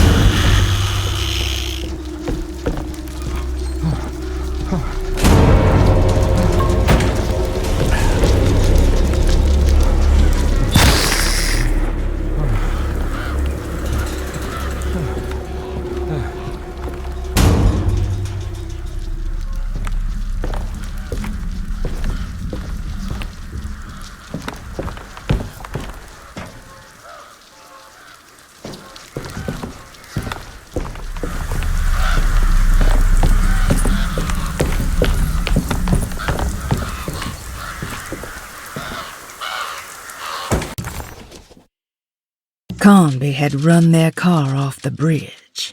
He pulled Grace out of the sinking car, but left her father to drown. He could have saved him. There was time. He just chose not to. Instead, he took Grace back to New Orleans and collected his paycheck.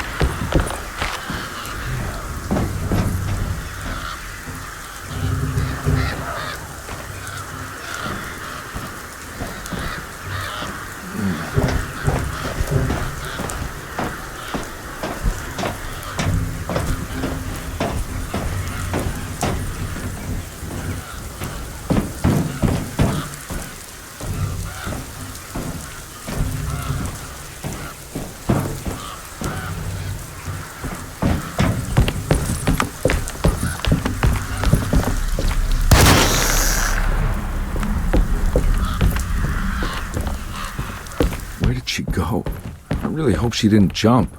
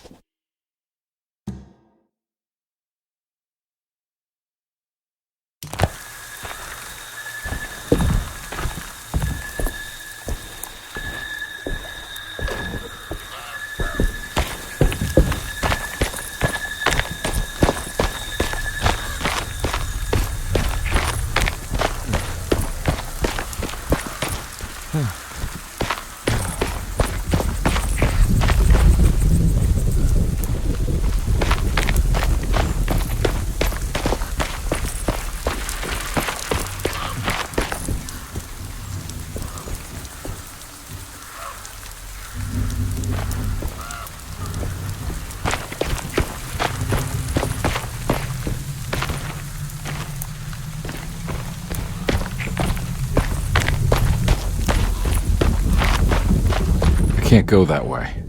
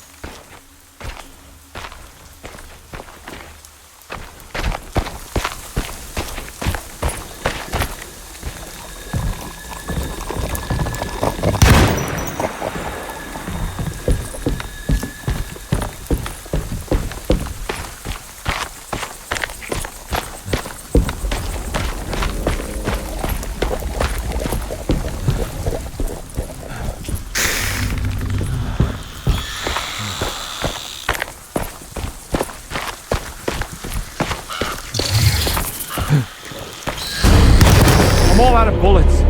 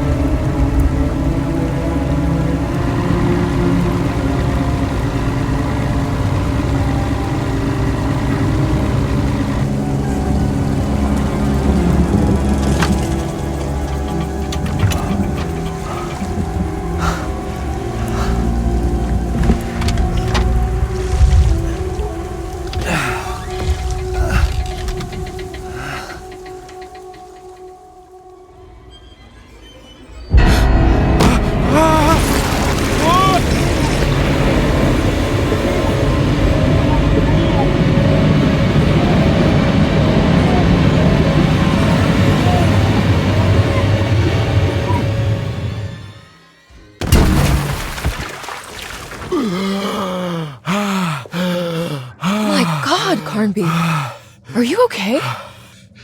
Don't leave me alone. What the hell have you been doing? What's going on here? Look at this mess!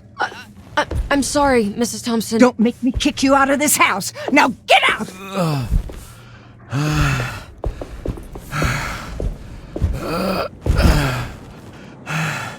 Hey, Detective. Mr. Carnby. I'm really worried about you. I'm okay.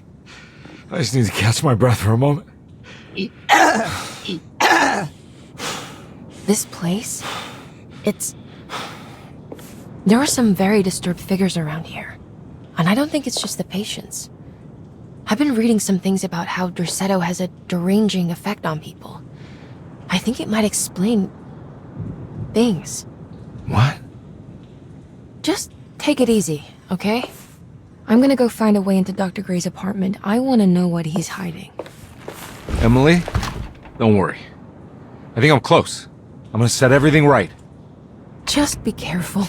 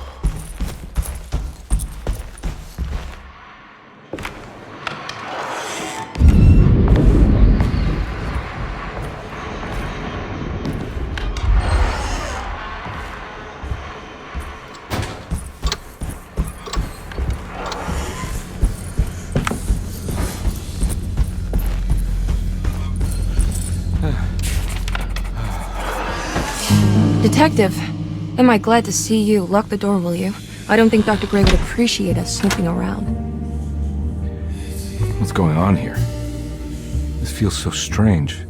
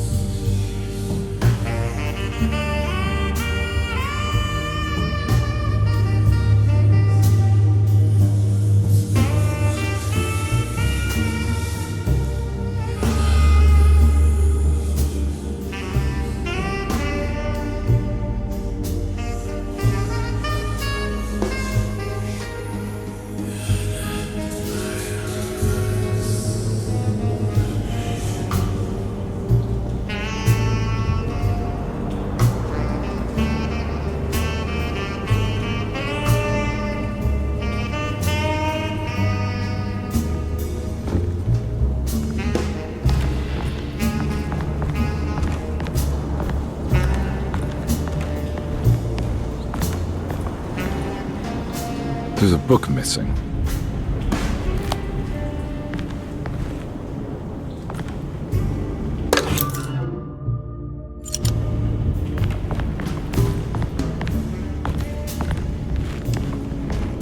Have you found anything? What? Yeah, I've seen some things. Okay. Let me know if there is anything you want to talk about.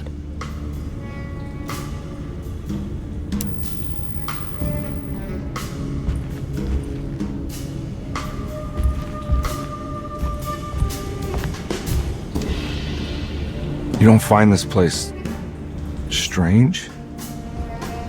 Dorsetto is certainly one of the stranger places I've been to.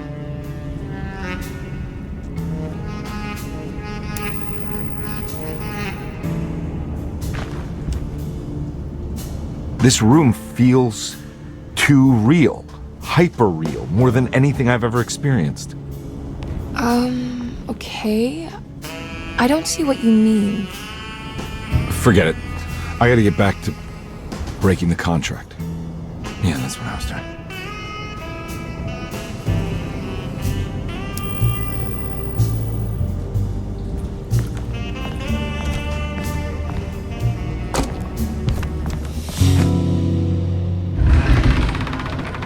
What did you do?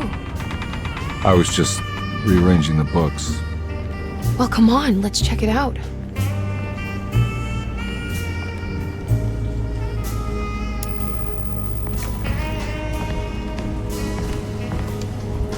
I think I'm beginning to understand.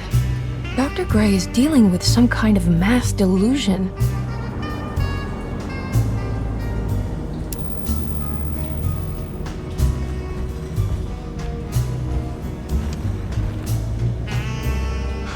What were you saying about mass delusion? Dorsetto seems to have a deranging effect on people living close by. It has a history of creating cults devoted to some nature goddess. Even the name Dorsetto refers to the cult existing here before the Civil War. Dorsetto was the name of an ancient fertility goddess worshipped in Syria. Dr. Gray and his friends, however, seem to prefer the black goat of the woods with 1,000 young, or Shub-Nigroth. And that name can only have come from my uncle's twisted mind.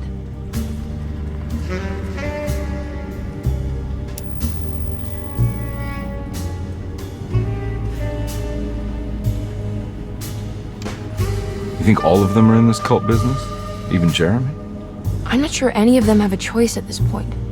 We just need to find a way to stop all of this.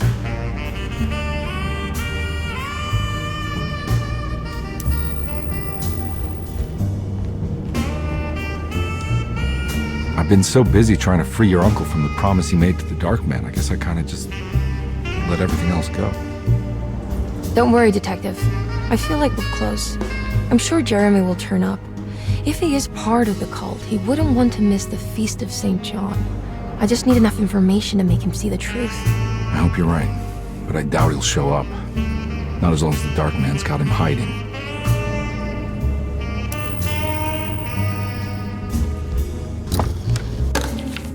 Good to finally meet you, Mr. Hartwood.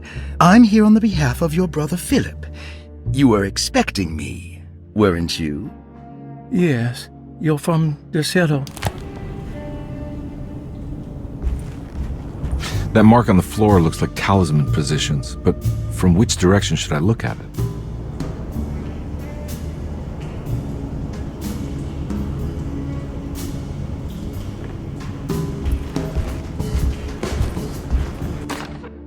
The Snake Dagger, a monograph by Yael Klein. In Ludwig Prin's book on pagan rituals called The Mystery of the Grave, as translated by Nicholas Vachy, there are several references to a sacrificial dagger called the Snake Dagger. It has long been thought of as a poor translation of the original text, that it would be more appropriate with worm dagger from the Latin vermis cultrum.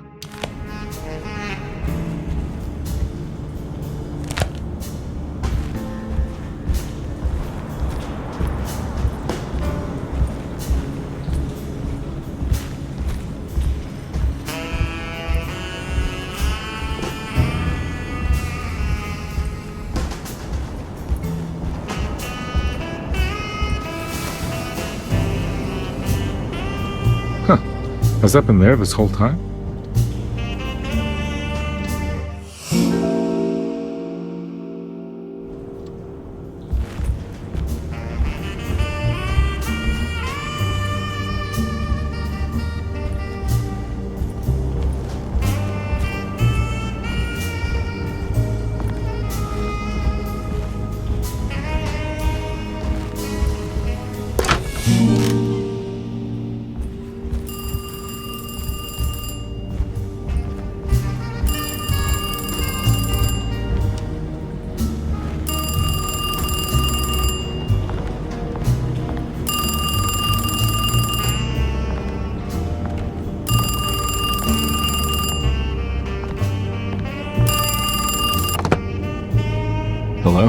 Detective Carnby. Who is this? Jeremy? Jeremy is with the Dark Man. You can't save him. Well, I've done everything he wanted so far, and there's just one more thing on the list. I expect him to keep his promise and return Jeremy unharmed. Get out, Detective, while you still can.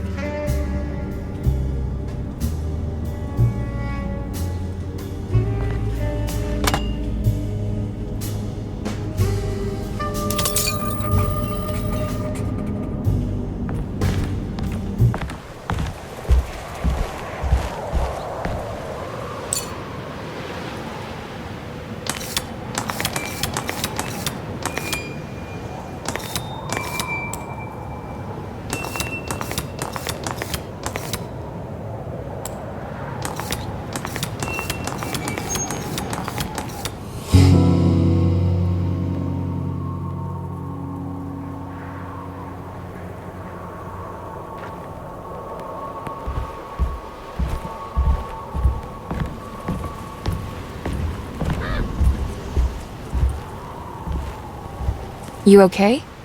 You look a little frazzled. Just stupid telephone. I know. I tried calling the police earlier. The telephone is completely dead. It's not...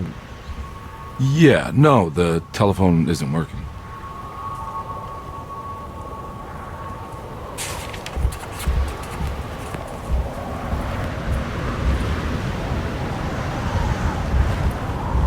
That mark... Miss Hartwood, I think you're gonna want to see this.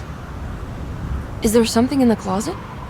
Yeah, there is. You don't see the very obvious gate leading to whatever Jeremy's madness is serving up next? I don't understand. Are you making some kind of fashion metaphor? I'm sorry, I don't have time for this. Can you just tell me what you're doing? You don't see this.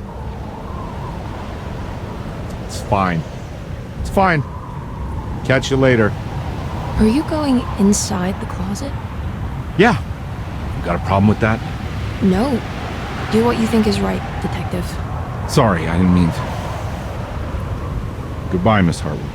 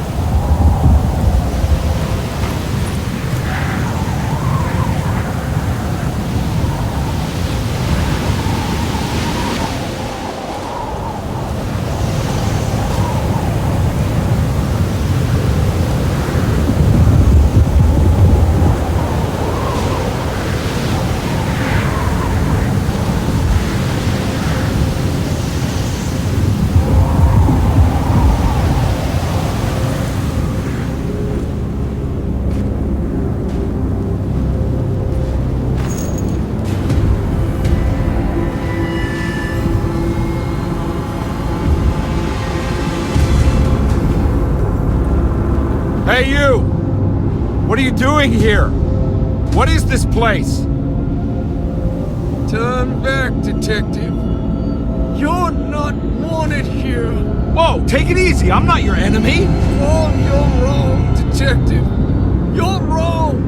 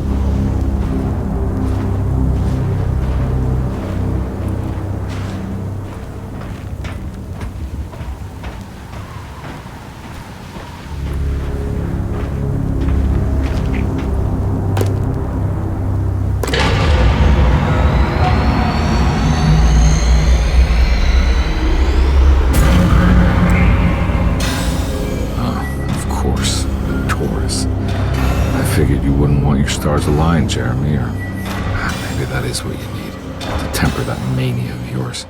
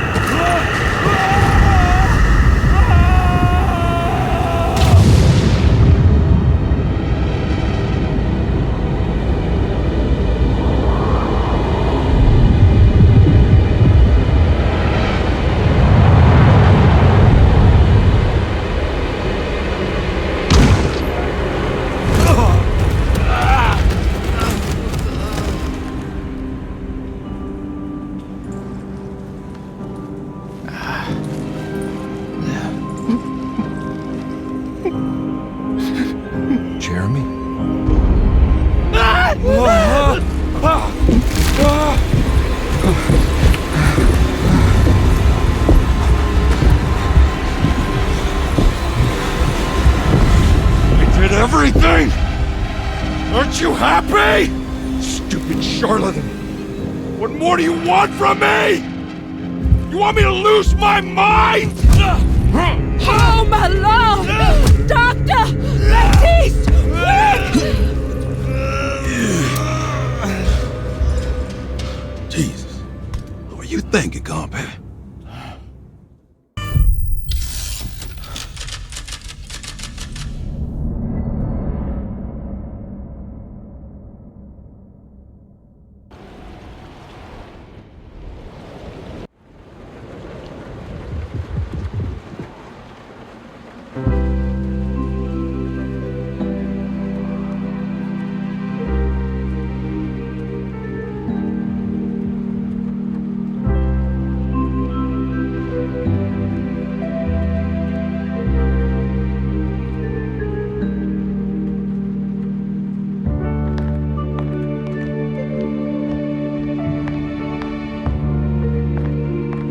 You awake?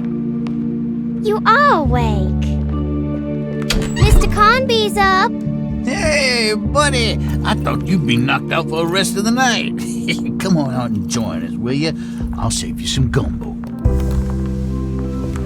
Good to have you back. You gave us all a good scare.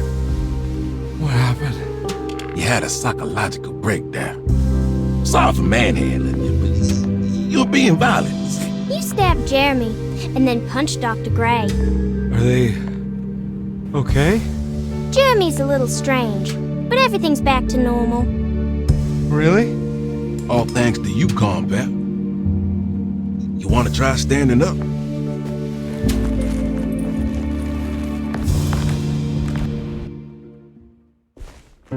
Well, if it isn't the hero of the day. How are you feeling, Detective? Never better. How about you two? Hey, Jeremy, I didn't do too much damage, did I? Things are fine. Very quiet. What's up with him? Painkillers?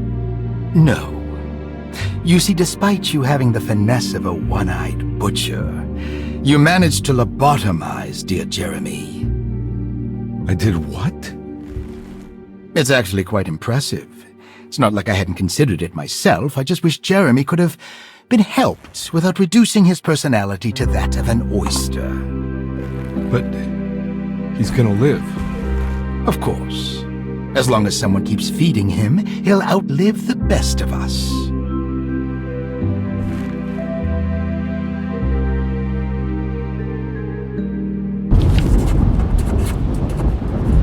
Does Emily know about Jeremy's condition? Yes. She seems to be handling it quite well under the circumstances.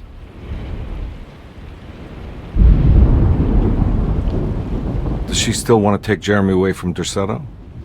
I will have to insist that you do. This is not that kind of institution.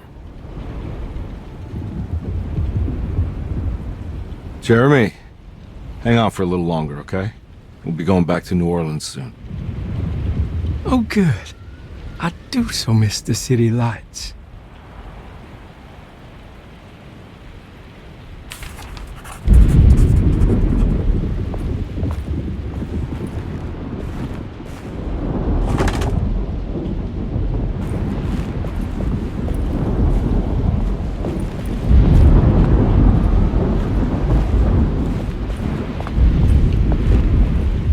Hey, Ruth.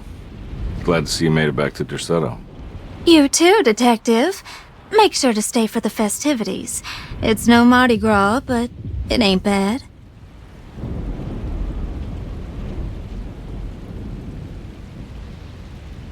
You seen Emily around? I saw her packing some things into that old jalopy you arrived in about an hour ago. I'm sure she hasn't given up on you yet.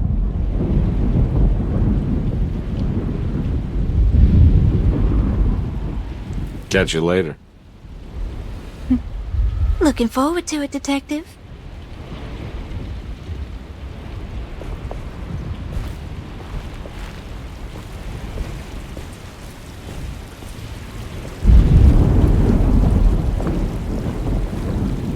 Good to see you back on your feet, Detective.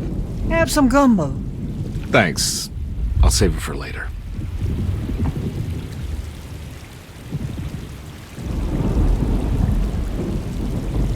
Seems like everyone's in a pretty good mood. The Eve of St. John is the most important date of the whole year. It's the only day when the black goat of the woods tends to her young.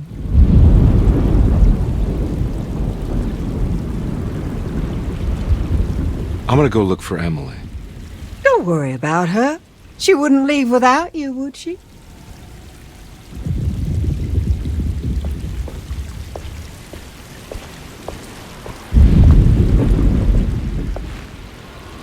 What are you looking for?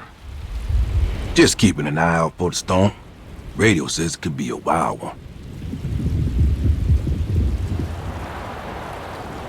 You don't know where Emily is, do you?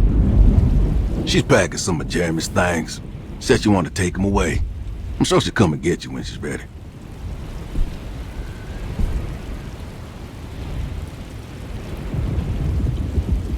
I should probably get a move on then. See you around, compare.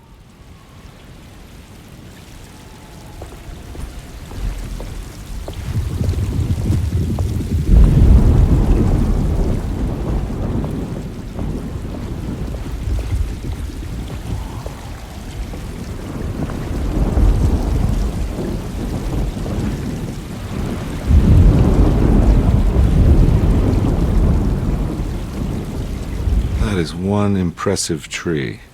More impressive than you could ever imagine.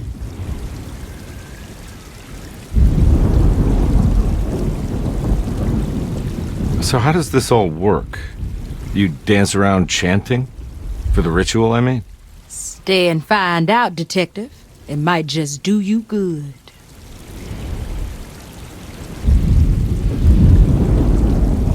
You haven't seen Emily, have you? No, detective. I haven't.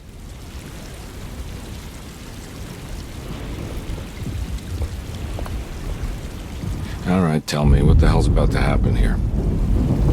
Every year we have a little turn-the-page ceremony by the tree. It's symbolical. It's like life has its cycles of grief and happiness. You know? Just like a tree facing the seasons. Things change, but remain the same.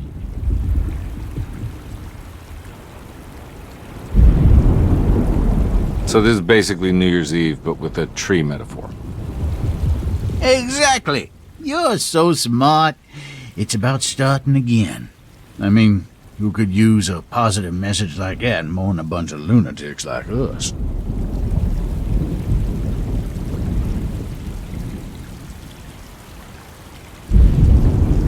I get the feeling some of you think this year is going to be special. Any idea why? Well, we got some new words, thanks to your buddy Jeremy, and some other changes to the program. Let's just say we're all in this year.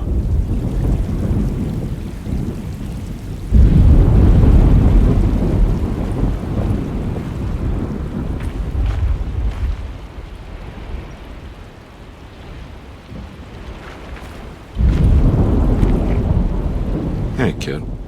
What are you up to? Preparing for the ceremony.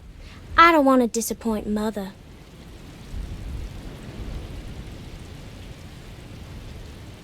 What's your part in this? I'm the Cabernet Corn. It's very important. Only I can settle our debt.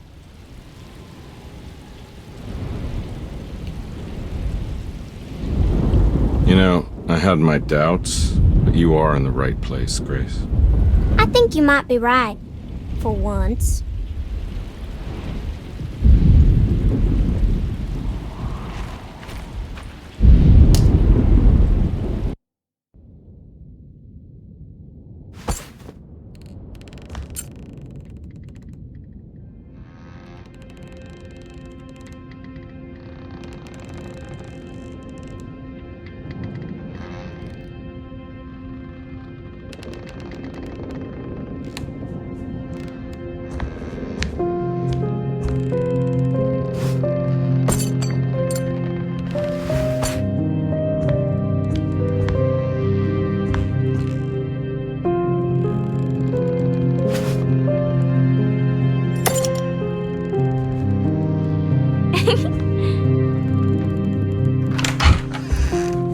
Hey, kid. What are you up to? Nothing much. Yeah? Anything I'm gonna have to pay for? You're bored, aren't you? Yeah, I can tell. You want to see if we can tear your mother away from the play? Can you believe they're still going? It's been hours. You forgot this. Well, I just didn't want you to think we had abandoned you in there. Can we go home? Yes, please. Can we? What? You guys didn't like the play? It was alright. A little difficult to follow. Oh, I agree. Let's just say there were moments where it left me alone in the dark. Oh, God. That's the name of the play. Whoa, what do you know? Did you like it, sweetie? There should have been a hedge maze. A hedge maze? Uh-huh. And pirates. That would have been fun. Well, maybe next time.